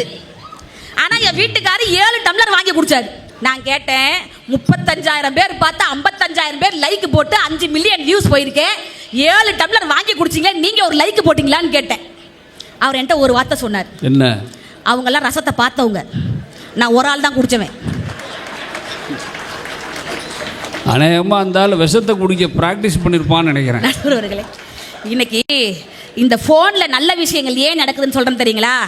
இந்த கவிதை வடிவில் ஒரு இளைஞன் சொன்னா, இன்னைக்கு நிறைய பேர் விருந்துங்கிற நினைப்புல இன்னைக்கு பணத்தை நோக்கி, பணம் இருந்தா வாழ்க்கை நல்லா இருக்குன்னு நினைச்சு நிறைய பேர் போறாங்கல்ல. ஒரு கவிஞன் ஹைக்கு கவிதையில சொன்னா, பணம் சம்பாதிக்க இதுதான் வயது என்று வெளிநாடு சென்றேன், வாழ்வதற்கும் இதுதான் வயது என்பதை மறந்துன்னா. இன்னைக்கு ஒரு சின்ன விஷயத்தை கூட மக்களுக்கு மருந்தா கொடுக்க முடியும். நடுவர் அவர்களே, இன்னைக்கு நிறைய விஷயங்கள் இன்னைக்கு விருந்துன்னு சொல்லி போயிட்டே இருக்கிறதுனால தான் மக்கள் மனசுல எனக்கு நான் எடுக்கக்கூடிய படங்கள் எதுவுமே நிலைச்சிருக்கிறது இல்லை. எத்தனையோ 1000 ஆண்டுகளுக்கு முன்பாக நடந்த காவிய கதையை பொன்னியின் செல்வனை இன்னைக்கு மக்களுக்கு கொடுக்கும் பொழுது எத்தனை புத்தகங்கள் பொன்னியின் செல்வன் முன்னதாகவே வித்துதுன்னு சொன்னா, அது மக்கள் மனசுல மருந்தா போய் சேர்ந்ததுனால மட்டும்தான் அது காவியமா போய் நின்னுச்சு. பொன்னியின் செல்வன் படம் பார்த்ததுனால எனக்கு ஒரு ஆசை. நீங்களும் த்ரிஷாவை பத்தி பேசுனீங்க, பாஸ்கர் சார் த்ரிஷாவை பத்தி பேசினாரு. நான் என் வீட்டுக்கார்ட்ட கேட்டேன், இதே மாதிரி தான் ஃபோன் வந்துச்சு, இருந்தாலும் பரவாயில்லன்ட்டு நான் என் வீட்டுக்கார்ட்ட கேட்டேன், மாமா பொன்னியின் செல்வன் படம் பார்த்தோம்ல, அருமையா இருந்துச்சுல்ல, அது செட்டெல்லாம் பயங்கரமா போட்டிருக்காங்களேன்னு ரசிச்சு வந்தேன். என் வீட்டுக்கார்ட்ட ஒரு வார்த்தை கேட்டேன், மாமா நான் குந்தவை மாதிரி இருக்கேனா? ஏங்க அவங்க சொல்லும் போது மட்டும் கை தட்டலாம், நான் குந்தவையா இருக்க கூடாதா? நான் குந்தவை மாதிரி இருக்கனா இல்ல நந்தினி மாதிரி இருக்கிறான்னு கேட்டேன். ரெண்டும் கலந்த கலவைன்னாரு. அவ்வளவு பேரழகியான்னு கேட்டேன், இல்ல குந்தாணி மாதிரி இருக்கன்னாரு. பொன்னியின் செல்வன் படத்தை பார்க்க போய் அதுக்கப்புறமா வேணா வந்திருக்கலாம். நடுவர் அவர்களே, ஒரே ஒரு விஷயத்தை மட்டும் நிறைவு சொல்லி நான் நிறைவு பண்ணிடுறேன். எனக்கு தட்டுவீங்கன்னு எனக்கு தெரியும், அதெல்லாம் தெரியும். இத்தனை வருஷம் பேசுறோம்ல, இது தெரியாத. அப்புறம் கடைசி பேச்சாளருக்கு கூடிய சத்திய சோதனை அது மட்டும்தான். நடுவர் அவர்களே, வில்லு பாட்டுன்னு ஒரு கலை இருக்கு. ஆமா, அது மக்களுக்கு இப்ப எல்லாம் கொஞ்சம் லைட்டா வந்துட்டே இருக்கு. அதை கொண்டு போய் ஒரு பக்தியை கொண்டு போய் சேர்க்கனா கூட வில்லு பாட்டுன்னு ஒரு கலை இருக்கு இல்லையா? தந்தனத்தம் என்று சொல்லியே வில்லுவில் பாட. ஆமா ஆமா, தந்தனத்தம் என்று சொல்லியே வில்லுவில் பாட. அது அப்படியே கூட சினிமாவில் வச்சாங்க பாத்தீங்களா? தமிழ்நாட்டில் ஆமான்னு சொல்றது அடிச்சுக்க எவனும் கிடையாது. அதை கொண்டாந்து சினிமாவில் கொண்டாந்து கொடுத்தாங்க பாருங்க, எளிமையா. இன்னமும் சிங்கம் ஒன்று பூரப்பட்டதே, அதுக்கு நல்ல காலம் பிறந்துருச்சு நேரம். கொண்டு போய் எளிமையான மக்களுக்கு கொண்டு போய் சேர்த்தோம்னா அதை மருந்தை எப்படி கொண்டு போய் சேர்க்கணுங்கிற விஷயம் எங்கள்கிட்ட தெரியணும். இப்போ ரெண்டு கேள்வி கேட்டு அதுக்கு பதில் சொன்னாங்களா என்னங்கிறது ஒரு கேள்விக்குறியாக தான் இங்கே உட்கார்ந்துருக்காங்க. கிலோனா சொன்னாங்க, மாத்திரையை கொடுக்கும் பொழுது அதில் கொஞ்சோண்டு வெள்ளத்தை கொடுத்தா அதுதானே விருந்துன்னு சொன்னாங்க. எனக்கு தெரிஞ்சு கலையும் இலக்கியமும் விருந்து கண்களுக்கு மட்டும்தான் சொன்னா நிறைய பேர் கடைசி வரைக்கும் பட்டிமன்றத்தை உட்கார்ந்து கேட்க மாட்டாங்க.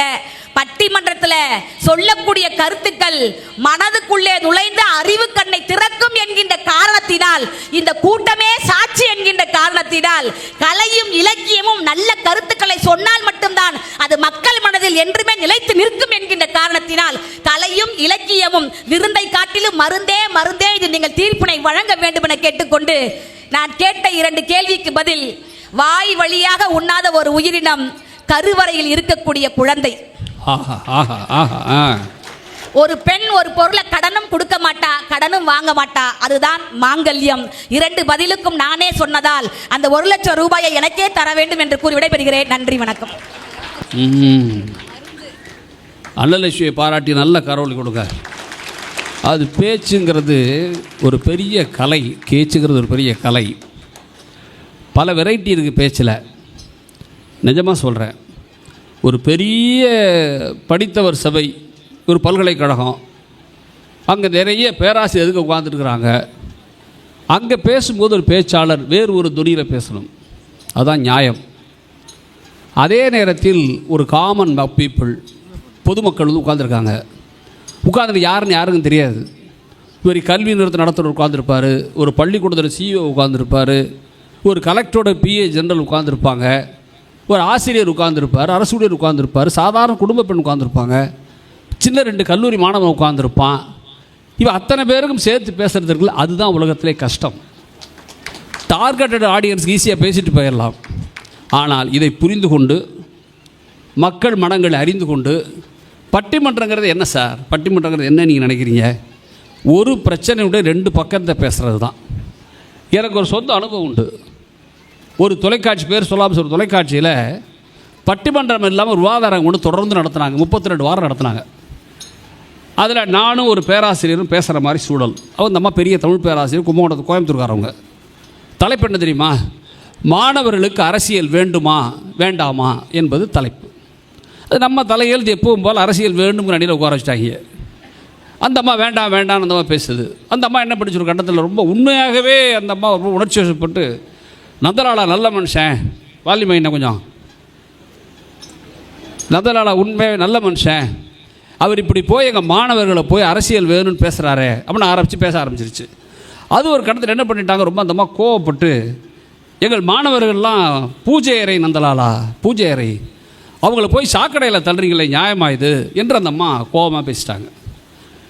எனக்கு என்ன தோணுதுன்னா, இதுதான் கிட்டத்தட்ட பொதுவாக தமிழ்நாட்டு ஜனங்களோட அபிப்பிராயம்.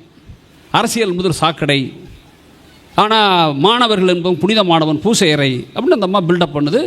கிட்டத்தட்ட ஜனங்களுடைய குரல் இதுதான். நான் நிதானமாக யோசித்தேன். எனக்கு எப்பவுமே கோவப்பட்டு பேசி பழக்கம் இல்லை. நான் ஒரே ஒரு விஷயம் மட்டும் கேட்குறேன், பதில் சொல்லுங்கள் அப்படின்னேன். என்ன அப்படின்னாங்க, உங்கள் மாணவர்கள் பூசை அறை, நாங்கள் சாக்கடை அப்படி தானே அப்படின்னா. ஆமாம் அப்படின்னாங்க. ஒரே ஒரு சின்ன விஷயம், நான் பூசை அறை இல்லாத 100 வீட்டை சொல்லிடுறேன், சாக்கடை இல்லாத ஒரு வீட்டை உங்களால் சொல்ல முடியுமா என்று நான் கேட்டேன். நீங்கள் வாழ்க்கையில் தெரிஞ்சு வச்சுங்க, பூசை அறையாக இருப்பது எளிது, பூஜை அறையாக எளிது, 4 பேர் கும்பிட்டுட்டே இருப்பான், பிரச்சனை இல்லை. ஆனால் எவனவனோ கொட்டி அழுக்குகளை ஏற்று அவன் வீட்டு அழுக்கை நான் சுமந்து நான் கருப்பாக மாறி எங்கோ கொண்டு வெளித்தள்ளுகிற சாக்கடை இருக்குல்ல, அது தியாகத்தின் அடையாளம் என்பதை நீங்கள் தேசி புரிஞ்சுங்க. அப்போது ஒரு வாதம் என்பது எதுக்காக இப்படி ஜாலியாக ஒரு பேசுறது, பாட்டு பாடுறது, கதை சொல்கிறது, இன்ஸ்ட்ருமெண்ட் வாசிக்கிறது எல்லாம் எதுக்காக தெரியுமில்ல? இப்படி வாய்ச்சி பேசினா தான் 3 மணி நேரம் உட்காந்துருப்பீங்க. இல்லைன்னா திருக்குறள் மாதிரி பேசி போயிட வேண்டியது தான். அப்போது இதை விருந்தா மருந்தாங்கிறதுல எனக்கு என்ன தோணுதுன்னா, விருந்துங்கிறத நீ ஒன்றும் புறத்தளிக்க முடியாது. விருந்துங்கிற யாரை குறைச்சி மதிப்பிட முடியுமா? பாஸ்கர் ஒரு அருமையான கேள்வி கேட்டார், அற்புதமான கேள்வி. அந்த கேள்வி, கம்பராமாயணம் ஏன் இவ்வளோ 12,000 பாட்டு எதுக்கு எழுதணும்? நச்சுன்னு ஒரு சொல்லிட்டு போயிடலாம்ல, மகாபாரதம் சொல்லிட்டு போயிடலாம்ல. மகாபாரத கண்ணதாசன் ஒரே வரில் சொன்னான், அழகாக சொன்னானே மகாபாரதம் சொல்கிற கருத்துக்களை கண்ணதாசன் ஒரு பாட்டு சொல்லிட்டு போனார் கர்ணனில். அதே மாதிரி பார்த்தீங்கன்னா எது கடவுள் எது சாமின்னு பேசிக்கிட்டே இருக்காங்க, நாள் ஃபுல்லாக பேசுகிறாங்க எல்லாரும். சில விஷயங்கள் நான் பிறகு சொல்கிறேன். யார் கடவுள், அந்த கடவுள் இருக்கிற இடம் எது என்ற கேள்விக்கு பதில் சொல்லாத வியாக்கியானங்களே தமிழில் மொழிகளில் இல்லை. ஆனால் யார் தெரியுமா ஜெயிச்சா? கண்ணதாசன் அப்படி சார் மாதிரி பொழிஞ்சான். ஒரே பாட்டு, ராமுன்னு ஒரு படம், ஒரு கிருஷ்ண பக்தர், ஜெமினி கணேசன் சாதாரண ஆள், பிள்ளைக்கு வாய் பேசாது. கிருஷ்ணன்ட்ட கொண்டு வந்து என் பிள்ளைக்கு வாய் பேச வைக்கணும் சாமி, நீ தான் என்னை காப்பாற்றணும்னு அது கிருஷ்ண பக்தன் கும்பிடுவான். ஜெமினி கணேசன் தான் அந்த பிள்ளையோட அப்பா. ஒரு ஜெமினி கணேசன் காஸ்டியூம் ஞாபகம் இருக்குல்ல, ஒரு வெள்ளை குர்த்தா போட்டு வெள்ளை ஜிப்பா போட்டிருப்பார், அவருடைய குர்த்தா ஸ்டாயத்தோடு நிற்பார். அந்த கிருஷ்ண பக்தர் நாகையா. கண்ணதாசனுக்கு இப்போ என்ன சேலஞ்சுன்னா, ஒரு சாதாரண படம் ராமு, யார் நினைவிலும் அந்த படம் இருக்காது, அது ஒன்றும் வீரபாண்டி கட்டபொம்மன் கிடையாது, ஞாபகத்தில் இருக்காது. ஆனால் ஒரு இலக்கியவாதி கையில் ஒரு காட்சி கிடைக்குது. அந்த காட்சிக்கு அவன் எழுதின பாட்டு தான் இன்னே வரைக்கும் அந்த படத்தை காப்பாற்றிக்கிட்டு இருக்கு. மறக்காதீங்க தயவுசெய்து. இது கண்ணதாசன் போட்டான், பசிக்கு விருந்தாவான் நோய்க்கு மருந்தாவான் பரந்தாமன் சன்னதிக்கு வாராய் நெஞ்சே, கண்ணன் வந்தான் மாய கண்ணன் வந்தான் கண்ணன் வந்தான். இந்த இடம் வரைக்கும் கண்ணன் வந்துட்டாரா? இந்த கண்ணை யார்? பசிக்கு விருந்தாகணும், நோய்க்கு மருந்தாகணும். பசிக்கு விருந்தாகி நோய்க்கு எவன் மருந்தாகிறானோ அவன்தான் கடவுளாகிய கண்ணன் என்று கண்ணதாசன் பாட்டில் போடுறான். அந்த கண்ணை எங்கடா இருப்பான்? அடுத்த கேள்வி. முடவர்களை நடக்க வைக்கும் பிருந்தாவனம், ஊமைகளை பேச வைக்கும் பிருந்தாவனம், அடையாத கதவிருக்கும் சன்னிதானம், அஞ்சாத நெஞ்சிருக்கும் சன்னிதானம், சன்னிதானம் கண்ணன் சன்னிதானம். சொன்னா பாருங்க, எவன் முடவர்களை நடக்க வைக்கிறானோ, நீ ஊமையை பேச வைக்கிறதுனா வாய் பேச முடியாத ஊமை மட்டுமல்ல, பேச ஆசை இருந்தும் சொல்ல பிரியம் இருந்தும் 1000 பிரச்சனை இருந்தும் சொல்ல முடியாதவனை சொல்ல வைக்கிற குறைதீர் கூட்டங்களை நடத்துகிற ஆட்சித்தர் உட்பட சொல்கிறேன், அதுதான் கடவுள் இருக்கிற சன்னிதானம். யாராக இருந்தாலும் சொல்கிறேன். அப்படி என்ன புரிஞ்சுக்கணும்னா, இந்த மருந்து விருந்தை ரொம்ப பிரித்து பேசணும்னா ஏகப்பட்ட கதைகள் இருக்குது சொல்கிறதுக்கு. நிஜமாகவே சொல்கிறேன், யோசிச்சு பாருங்கள். எனக்கு சமீபத்தில் எழுதின கதைகள்லாம் நான் ரொம்ப பிடித்த கதை ஒன்று இருக்குது. நான் என்னுடைய சிறுகதை குறித்த பல அரங்குகளில் அந்த கதையை நான் சொல்லுவேன். ஏன் இந்த கதை பிடிக்கிறது கடைசியில் கிளைமாக்ஸில் புரிஞ்சுங்க அந்த கதையை. இன்னொரு குறிப்பு கூட, துளசி மாதிரி நிறைய படிக்கிறவங்க இதுக்கு உட்காந்துருக்கிறீங்க. எனக்கு ஒரு சின்ன கேள்வி. இந்த புத்தக திருவிழாவை இந்த ஸ்டாலெல்லாம் 3-4 தூரம் சுற்றிட்டு வந்துட்டேன். எனக்கு ஒரு கேள்வி மிஞ்சிக்கிட்டே இருக்குது. இந்த தமிழ் கதை உலகில், இந்திய கதை உலகில் காந்தியின் வாழ்க்கை புனை விலக்கியமாக ஆனதைப் போல, புரிகிற மாதிரி சொல்கிறதுனா சிறுகதையா நாவலா கவிதையா, காந்தியின் வாழ்க்கை ஆனதைப் போல ஏன் பிற தலைவர்களின் வாழ்க்கை புனைவாகலை? பெரியார் தமிழ் சமூகத்தை அதிகம் பாதித்த தலைவர்களில் ஒருவர். மறக்காதீங்க, இன்னைக்கு தேதி சொல்கிறேன், பெரியார் பாதித்த அளவுக்கு தமிழ் சமூகத்தை பாதித்த தலைவர்கள் எனக்கு தெரிந்து யாருமே இல்லை. நான் ஒரு சிம்பிளாக ஒரு கேள்வி கேட்பேன், பதில் சொல்லுங்கள் எனக்கு. சும்மா ஃப்ராங்காக உண்மையாக சந்தோஷமாக ஏஞ்சி போகிறோம். சார், நான் சாமி கும்பிடுவேன் சார், எனக்கு சாமி நம்பிக்கை உண்டு சார், நான் கடவுளை நம்புகிறேன் சார் அப்படிங்கிறலாம் கை தூங்க. இந்த வீடியோக்காரன் அந்த வீடியோ ஐடியா என்னையே பார்த்துக்கிட்டு இருக்கேன். சாமி கும்பிடுவேன், சாமியை நம்புகிறேங்கிறாலாம் கை தூங்க. சுவாக்தா இதில் யாரும் ஒன்றும் தப்பாக நினைக்க மாட்டாங்க, கை தூங்க. சும்மா நல்லா தூங்க சார். என்ஆர்ஐ ஏசுக்கிழமை நல்லா தூங்க. ஏன் பேச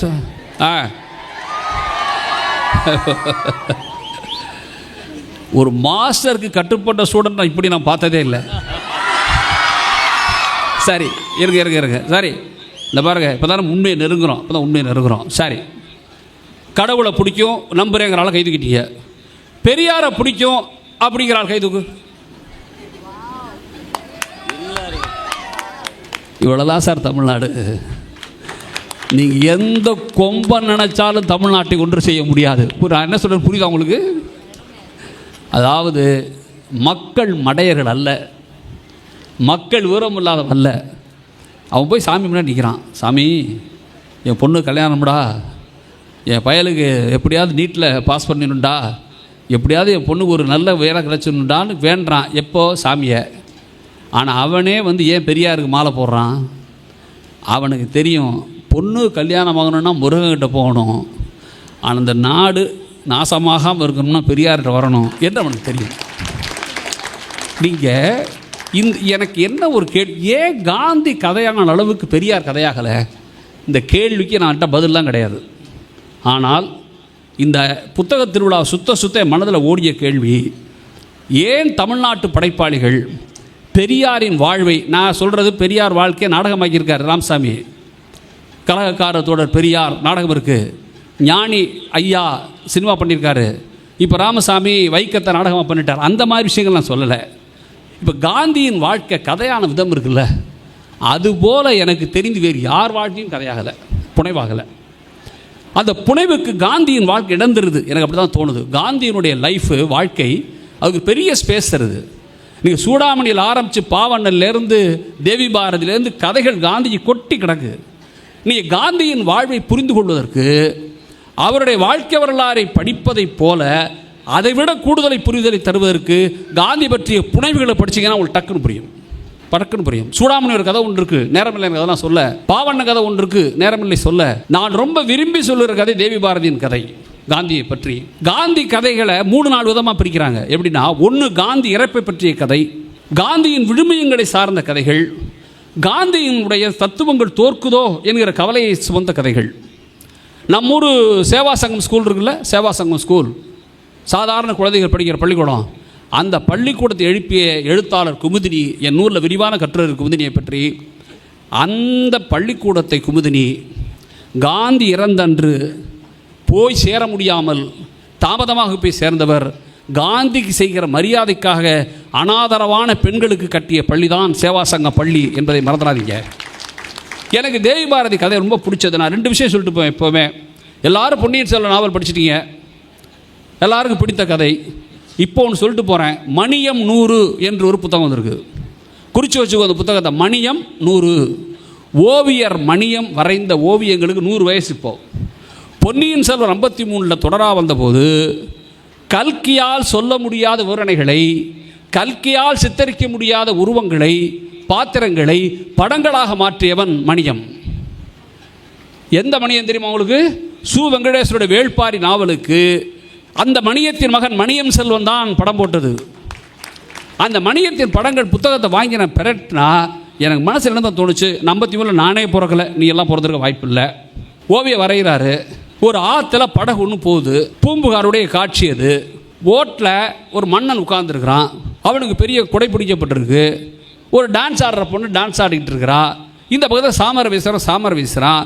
இவ்வளவு பெரும் படைப்பட்டாளங்களை வரைஞ்சிருக்கிற மணியத்தினுடைய ஓவியங்களை பார்த்தீங்கன்னா, உண்மையாகவே சொல்கிறேன், 53 அப்படியே கையில் பேத்து கொண்டாந்து என் கையில் கொடுத்து வாடா மாப்பிள்ள போகலாம் என்று 1800 அழைச்சிட்டு போகிறாங்க பாருங்க. இந்த ஓவியர்கள் எந்த கேட்டகரியில் நீங்கள் சேர்ப்பீங்க? இப்போ அவனை மருந்துன்னு உங்களால் சொல்ல முடியுமா? அந்த ஓவியனை மருந்துன்னு சொல்ல முடியுமா உங்களால்? அதே நேரத்தில் வேள்பாரி நாவலில் முதல் காட்சி, வேலனும் கபிலரும் சந்திப்பாங்க, நீலனும் கபிலரும் சந்திப்பாங்க. ஞாபகம் இருக்கும் அந்த காட்சி உங்களுக்கு? சந்திப்பாங்க. நீலன் வந்து சின்ன பையன், வில்லுன்னு இருப்பான், வில் மாதிரி இருப்பான், ஆள் ஜம்முன்னு இருப்பான். அந்த படத்தில் நீங்கள் சு வெங்கடேசன் எழுதிய வேள்பாரியில் நீலன் என்கிற பாத்திரத்தை நீங்கள் மணியம் செல்வனின் ஓவியத்தை அடித்து விட்டால் வெங்கடேசனால் வெற்றி பெற்றிருக்க முடியாது என்பதை நீங்கள் தயவு செய்து ஒப்புக்கொள்ள வேண்டும். வெங்கடேசன் ஃப்ரெண்டு தான், அதில் ஒன்றும் பிரச்சனை இல்லை எங்களுக்கு. நாங்கள் தான் வேள்பாரி நாவலை வந்து துளசிதாசனுடைய கலந்து அறிமுகப்படுத்திச்சு. ஆனால் ஒரு ஓவிய இடம் என்ன என்று நீங்கள் தெரிஞ்சுக்கோங்க. அந்த நாவலில் நீலனும் கபிலரும் சந்திப்பாங்க. இங்கே தான் விருந்து மருந்து சந்திக்குது. விருந்து ஓவியம். அந்த தாடியோடு இருக்கிற கபிலர், சங்க இலக்கியத்தில் அதிகமான பாட்டு எழுதினவன் கபிலன் தான். அப்படி இருப்பான் 2 பேரும். அப்போது கபிலன் நீலனை கேட்பார், டே இவ்வளவு ஜம்ப் பண்ணி மலையில் போயிட்டுருக்கிறியே, நீ மலையெல்லாம் உனக்கு அத்துப்படியாக தெரியுமா? தெரியும் அப்படிம்பா. இவ்வளோ மலையை பார்த்து நீ கடலை பார்த்துருக்கியாடா அப்படிம்பார். இவ்வளோ மலையை பார்த்து நீ கடலை பார்த்துருக்கியாம்பார். அவன் சொல்லுவான், இல்லை நான் கடலை பார்த்ததில்லை என்பான். கடலை பார்த்ததில்லை அப்படிம்பா. அப்போ கபிலர், சா மலையெல்லாம் பார்த்து இவ்வளோ ஜம்முன்னு இருக்கிற, கடலை பார்த்ததில்லையாடா நீ அப்படிம்பாரு. அவன் சொல்லுவான், கடலை பார்த்ததில்லை, ஆனால் நான் பாரியை பார்த்துருக்கிறேன் அப்படிம்பா. என்னடா பாரிக்கிட்ட பார்த்தேன்னு சொல்லுவான். உங்கள் கடல் எவ்வளோ பெருசும்பா. பிரம்மாண்டமானதுடா, பெருசுடா, அலைடா, அதுடா இதுடாம்பார் கபிலர். சொல்லுவான், உங்கள் கடல் எங்கள் பாரியின் கருணையை விட பெரிதா என்று கேட்பான். இப்போ மருந்து வந்துருச்சா உங்களுக்கு? மருந்து வந்துருச்சா? வள்ளுவர் என்ன சொல்லியிருக்காரு? வள்ளுவர் சொல்லியிருக்காரு, பயன்தூக்கார் செய்த உதவி நயன்தூக்கி நன்மை கடலில் பெரிது. அதாவது பயன் கருதாமல் ஒருவன் செய்கிற உதவி, இதை செஞ்சால் அதை செய்வேன். அப்பா பிள்ளைக்கு கொல்லி வைக்கிறது பயன் கருதி செய்கிறது. அப்பாவுக்கு படம் மாட்டுறது, சொத்து கொடுத்தா படம் மாட்டுறது. அம்மாவுக்கு சோறு போடுறது, சின்ன வயசில் போட்டாலேன்னு போடுறது. பயன்தூக்கார் செய்த உதவி நயன்தூக்கின் நன்மை கடலில் பெரிது என்று வள்ளுவன் சொன்ன மருந்துக்கு வெங்கடேசன் வேள்பாரி என்கிற நாவல் விருந்தாக படைத்திருக்கிறார் என்பதை நீங்கள் தயவு செய்து மறந்துடக்கூடாது. எனக்கு என்ன தோணுதுன்னா, விருந்து மருந்தில் நான் நிறைவாக சொல்லி முடிக்கிறேன். டிஎல்ஓ என்னையே பார்க்குறாரு, மணி 9க்கு முடிச்சாகணும். 9 மணி முடிச்சலாமா? ரைட், 9 மணி முடிச்சலாம்ல? ஓகே, அந்த ஒப்பந்தத்தோடு இப்போ செயல்படுறோம். இப்போது சரி, எனக்கு தேவி பாரதி காந்தி எனக்கு ரொம்ப பிடித்த தலைவர் காந்திங்க. நான் மனம் விட்டு சொல்லிட்டு போகிறேங்க, காந்தியை சின்ன வயசில் பிடிக்காது. 1000 விமர்சனம் பண்ணுவீங்க. வயது ஏற ஏற காந்தியை பிடிக்கவில்லை என்றால் உங்கள்கிட்ட கோளாறு இருக்கிறது என்று அர்த்தம். நான் இன்றைய இந்திய சூழலில் காந்தி என்கிற மகானை உயிர்ப்பிக்க வேண்டிய பொறுப்பு நம் அத்தனை பேரிடம் இருக்கிறது என்பதை நீங்கள் மறந்துடக்கூடாது. ஏன் சார் காந்தி பிறந்தன்னைக்கு சுட்டாங்க? ஏன் சுட்டாங்க காந்தியை? காந்தி பொம்மையை நிற்க வச்சு ஒரு அம்மா சுடுது, டுப் டுப் டுப்னு சுடுது, கோஷம் போடுறாங்க. ஆமாம், கோட்ஸே ஜிந்தாபாத் அப்படின்றான். காந்தி பொம்மை ஒழுகுது, அப்படியே ரத்தம் வடியுது. கேஸ் போட்டாங்க. அந்த யூடியூப்பில் பார்த்துட்டு வழக்கு போட்டாச்சு, அரசு போட்டுருச்சு. இதெல்லாம் ரொம்ப சீரியஸ் எடுத்துக்காங்க. நான் சொல்கிறது மட்டும் புரிஞ்சுங்க. இப்போ என்ன பிரச்சனை? காந்தி 48 செத்துட்டார் சார். ஏன் சார் 21 அவனை சுடுறாங்க? செத்துப்போன காந்தியை ஏன் அவன் சுடுகிறான்? அவன் நம்புகிறான் காந்தி சாகவில்லை என்று. புரிஞ்சுக்குங்க, அவன் நம்புகிறான் காந்தி சாகவில்லை என்று. இந்தியாவின் போராட்டம் என்ன தெரியுமா? காந்தி சாகவில்லை என்று சாக அடிப்பவனுக்கும் காந்தி இறந்து விட்டார் என்று புரிந்து கொண்டவரை உயிர்ப்பிப்பவனுக்குமான போராட்டம் தான் இந்தியாவின் போராட்டம் என்பதை நீங்கள் புரிந்து கொள்ளணும். அப்போது இந்த இலக்கியங்கள் எப்படியெல்லாம் காந்தியை சுமக்குது? எப்படி சுமக்குது? 1000 கதை எழுதுறானே நம்மால். நீங்கள் தயவுசெய்து நான் சொன்னதை எனக்கு தப்பாக நினச்சிக்காதீங்க. பேரும் இலக்கியங்கள் செய்வதைப் போல இப்போ வர நவீன மாடல் லிட்ரேச்சர் செய்யலைன்னா புரிஞ்சுக்காதீங்க. நிறைய செய்து ஒரு கதையோடு நான் விடைபெறுகிறேன். எனக்கு ஏகப்பட்ட கதைகளை பிடிக்கும். அடிப்படையில் உயிர்களோட வேல்யூ என்ன, உயிரோட வேல்யூ என்னும் கதை இருக்குது. வாய்ப்பு இருந்தால் சா கந்தசாமியுடைய தக்கையின் மீது நான் கண்கள் ஒரு தொகுப்பு இருக்குது. அந்த தொகுப்பில் இன்னொரு அழகு என்னென்னா, அந்த தொகுப்புக்கு ஆதிமூலம் வரைஞ்ச ஓவியம் தான் அட்டை. அந்த மஞ்சளில் ப்ளூ கலர் பெயிண்ட் இருக்கும், ஆதிமூலத்தோட பெயிண்ட். போய் படித்து பாருங்கள். அந்த உயிர்கள் கதையோட ஆசிரியர் வருவார். அவர் எப்போ பார்த்தாலும் வேட்டையாடிக்கிட்டே இருப்பார். கொக்கு குருவியெல்லாம் சுடுவார். அந்த பசங்கள்லாம் பொறுக்கிட்டு வருவாங்க. அந்த கதை பிரமாதமான கதை. அது எடுத்துகிட்டு வந்து எல்லோரும் கொடுப்பாரெல்லாம் சாப்பிடுவாங்க. இந்த கொக்கை சுடுற அன்னைக்கு ஆற்றுல விழுவும் ஒரு கொக்கு. ஒரு ஜம்ப் பண்ணி போய் கொக்கு எடுக்க போவான். அரசர் ஆற்றுல தஞ்சாவூர் தண்ணியில் அடிச்சுட்டு போயிடுவான். பையன் செத்துருவான். இப்போது ஆசிரியர் முதல் முறையாக துப்பாக்கியை தலையில் தொங்கப்பட்டு வீட்டில் தனியாக வந்திருப்பார். பசங்களாம் சார் வாங்க சார் வேட்டைக்கு போனால் பையன் அவர் அழுது கொண்டு இருப்பார். கதையை இன்னொரு அற்புதம் என்னென்னா, கந்தசாமி கிட்ட எந்த கதைக்கும் கந்தசாமி தீர்வே சொல்வதில்லை. என் கதைகளில் கதை இல்லை என்று சொன்னவர் கந்தசாமி. மறக்காதீங்க. என்ன தெரியுமா பொருள்? நேற்று வரையிலும் கொக்கு குருவிகளை உயிரென்று மதிக்காமல் நான் சுட்டுக்கொண்டே இருந்தேன். நான் உயிருக்குயிராக நேசித்த ஒரு பையனை செத்த பிறகுதான் உயிரின் வேல்யூ எனக்கு என்னவென்று தெரிகிறது என்று கதையை கந்தசாமி முடித்தான். எனக்கு இன்னொன்று சொல்லிட்டு போகிற தேவி பாரதி கதை, காந்தி கதை. தயவுசெய்து புத்தக திருவிழா 2 நாள் மிச்சம் இருக்குது, போய் நிறைய புத்தகத்தை வாங்குங்க. டிஎல்ஓ சொல்லிக்கிட்டே இருக்கிறாரு, புத்தக விற்பனை போன வருஷமாக இந்த வருஷம் இல்லைன்னு. அந்த இல்லை என்பதை இருக்கு என்று நிரூபிப்பதற்காக திருச்சி மக்கள் புத்தகங்களை வாங்க. 10 புக்கு நான் சொல்கிறேன், மணியம் 100 சொல்லிட்டேன். தேவி பாரதி கதை சொல்கிறேன். நிஜமாக சொல்கிறேன், ஓவியர்களை யாரும் குறைச்சி மதிப்பிடாதீங்க. வாய்ப்பு இருந்தால் வாஷிங்டனில் திருமணம் என்று ஒரு சாவி எழுதுனே அந்த காலத்து கதை ஒன்று சிலருக்கு ஞாபகம் இருக்கும். அந்த கதையை விட அழகு கோகுலோட ஓவியங்கள். இங்கிருந்து புறப்பட்டு அமெரிக்காவுக்கு போய் அமெரிக்காவில் இந்து கல்யாணத்தை பண்ணுவாங்க. அந்த சாஸ்திர சம்பிரதாயமுள்ள கல்யாணம். அப்பளம் போடுவாங்க மாமி, அவர் வடகம் புடிவார், துணியெல்லாம் துவைப்பார் மாமாலாம். இந்த காட்சிகளே சாவி எழுதுறதை விட இந்த அமெரிக்கர்கள் கோட்டு போட்டு கேமரா போட்டு எல்லாம் சுற்றி வேடிக்கை பார்ப்பாங்க. நான் இன்னே அந்த புத்தகம் கையில் பத்திரமா வச்சுருக்கிறேன். வாஷிங்டன் திருமணம் பார்த்தீங்கன்னா சாவியின் எழுத்தை விட கோகுலின் படத்தில் 50 பேர் சுற்றினு பார்த்தாலும் 50 முகபாவங்களை வரைய தெரியும் என்று காட்டிய ஓவியம் கோகுலோட ஓவியம். இன்றைக்கி அதே மாதிரி காந்தி தேவி பாரதிட்ட நான் ரொம்ப எனக்கு பிடித்த கதை பல இடங்களில் சொல்லியிருக்கிறேன். சொல்வதற்கு ஒரு காரணம் இருக்குது. என்ன காரணம்னா, என்னால் வேறு சில கதைகளை சொல்ல முடியும், ஆனால் சில கதைகளை சொல்லும் போது தான் ஜனங்கள்கிட்ட ஒரு விளைவு வரும். தேவி பாரதி கதையில் காந்தி ஐ வாண்ட் டு டைன்னு சொல்லிடுவார் ஒரு சந்தர்ப்பத்தில். நான் சாக விரும்புகிறேன் அப்படின்னு அர்த்தம் அதுக்கு. சொன்னார் காந்தி, உங்களுக்கு தெரியும் நினைக்கிறேன், ஐ வில் லீவ் 150 இயர்ஸ் என்று சொன்ன காந்தியே நான் சாக விரும்புகிறேன் என்று சொன்னார்கிற அந்த ஒரு நாட்டு தான் தேவி பாரதியோட கதை. தேவி பாரதியில் நீ இன்னொன்று சொல்லிட்டு போயிடுறேன், நினைவு வரும்போதே, பொன்னியின் செல்வன் படிக்கிற நீங்கள் நட்ராஜ் மகராஜ் படிக்கணும். பொன்னியின் செல்வன் கேரக்டர்ஸை பிம்பப்படுத்தி பிம்பங்களை கும்பிட வைத்தால், நட்ராஜ் மகராஜ் பிம்பங்களை உடைத்து எந்த பிம்பங்களையும் கும்பிடாதே என்று சொன்ன நாவல் தேவி பாரதியோடைய நட்ராஜ் மகராஜ். அவர் ஒரு கதை எழுதியிருப்பார். காந்தி சாக விரும்புகிறேன்னு சொன்ன உடனே, சுருக்கமாக சொல்கிறேன் கதையை, எங்கே போய் சாகலான்னு காந்தி யோசிப்பார்.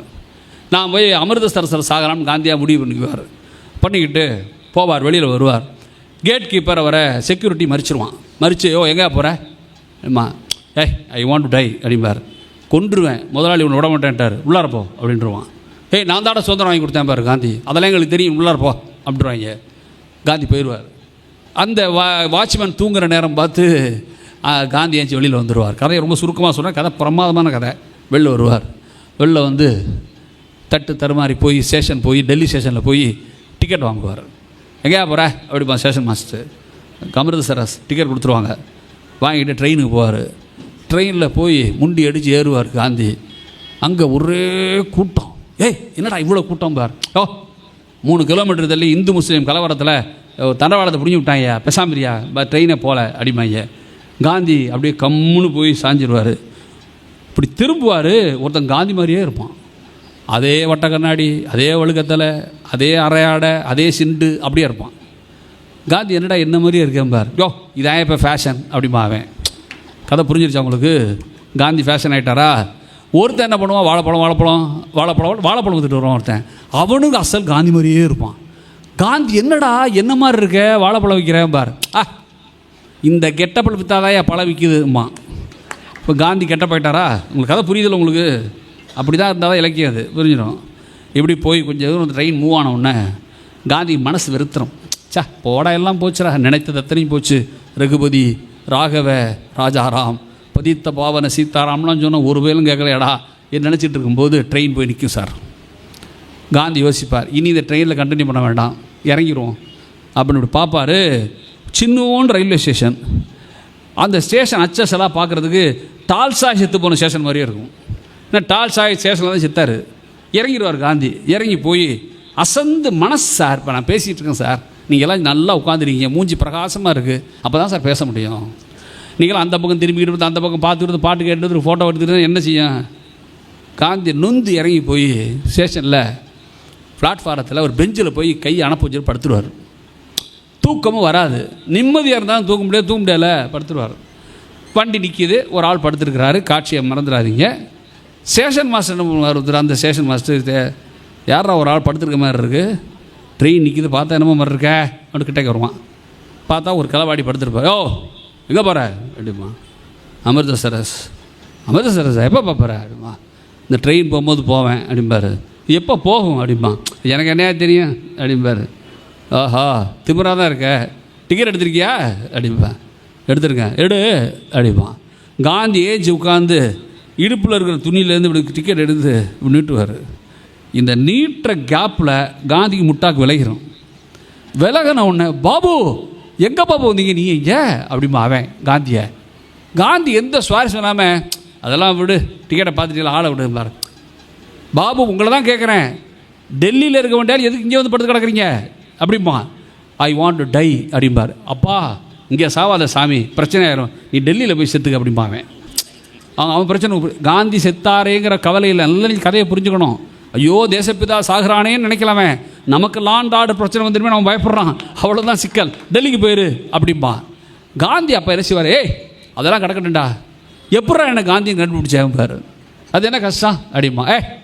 2 பேர் பாடுறா, என்ன மாதிரி ஒருத்தன் வாழைப்பழம் கூட விற்கிறான்டா, என்ன மாதிரியே 10 பேர் நிற்கிறாங்கடா ஸ்டேஷனில் கெட்டப்னு சொல்லிட்டு, அவனையெல்லாம் காந்தி என்று கண்டுபிடிக்காது நீ என்னை எப்படா காந்தி என்று கண்டுபிடித்தாய் என்று கேட்கும்போது தேவிபால கதையை முடிப்பார். சேஷமா சொல்லுவான், பாபு இட்ஸ் வெரி சிம்பிள் அப்படிமா.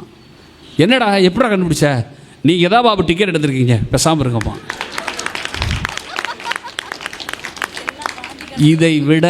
இதை விட காந்தியை அழுக யாரால சொல்ல முடியுமா சார்? யோசிங்க சார். நான் 10 மணி நேரம் காந்தியை பற்றி பேசினா கூட காந்தி என்கிற மகத்தான மனிதனுடைய வாழ்க்கையை நீங்கள் படித்து பாருங்கள். காந்தியும் காந்தி இறந்து போன காந்தியும் கஸ்தூர்பாவும் ஒருவர் ஆன்மா ஒருவரோடு பேசுவதாக பாவண்ணன் கதை எழுதியிருக்கார். இறந்து போன கஸ்தூர்பா காந்தி மேகமாக வந்து செத்து கொண்டிருக்கிற காந்தியிடம் பேசுவான கதை ஒன்றை பாவண்ணன் எழுதியிருக்கார். நீ படித்து பார்க்கலாம்.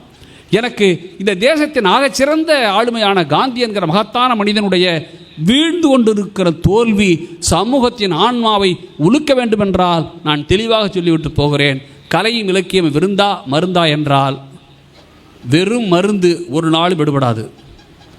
வெறும் மருந்து செரிக்காமல் போகும். மாறாக மருந்தையே விருந்தாக தந்தால் இந்த பட்டிமன்றம் போல் இருக்கும் என்று சொல்லி விடைபெறுகிறேன். நன்றி, வணக்கம்.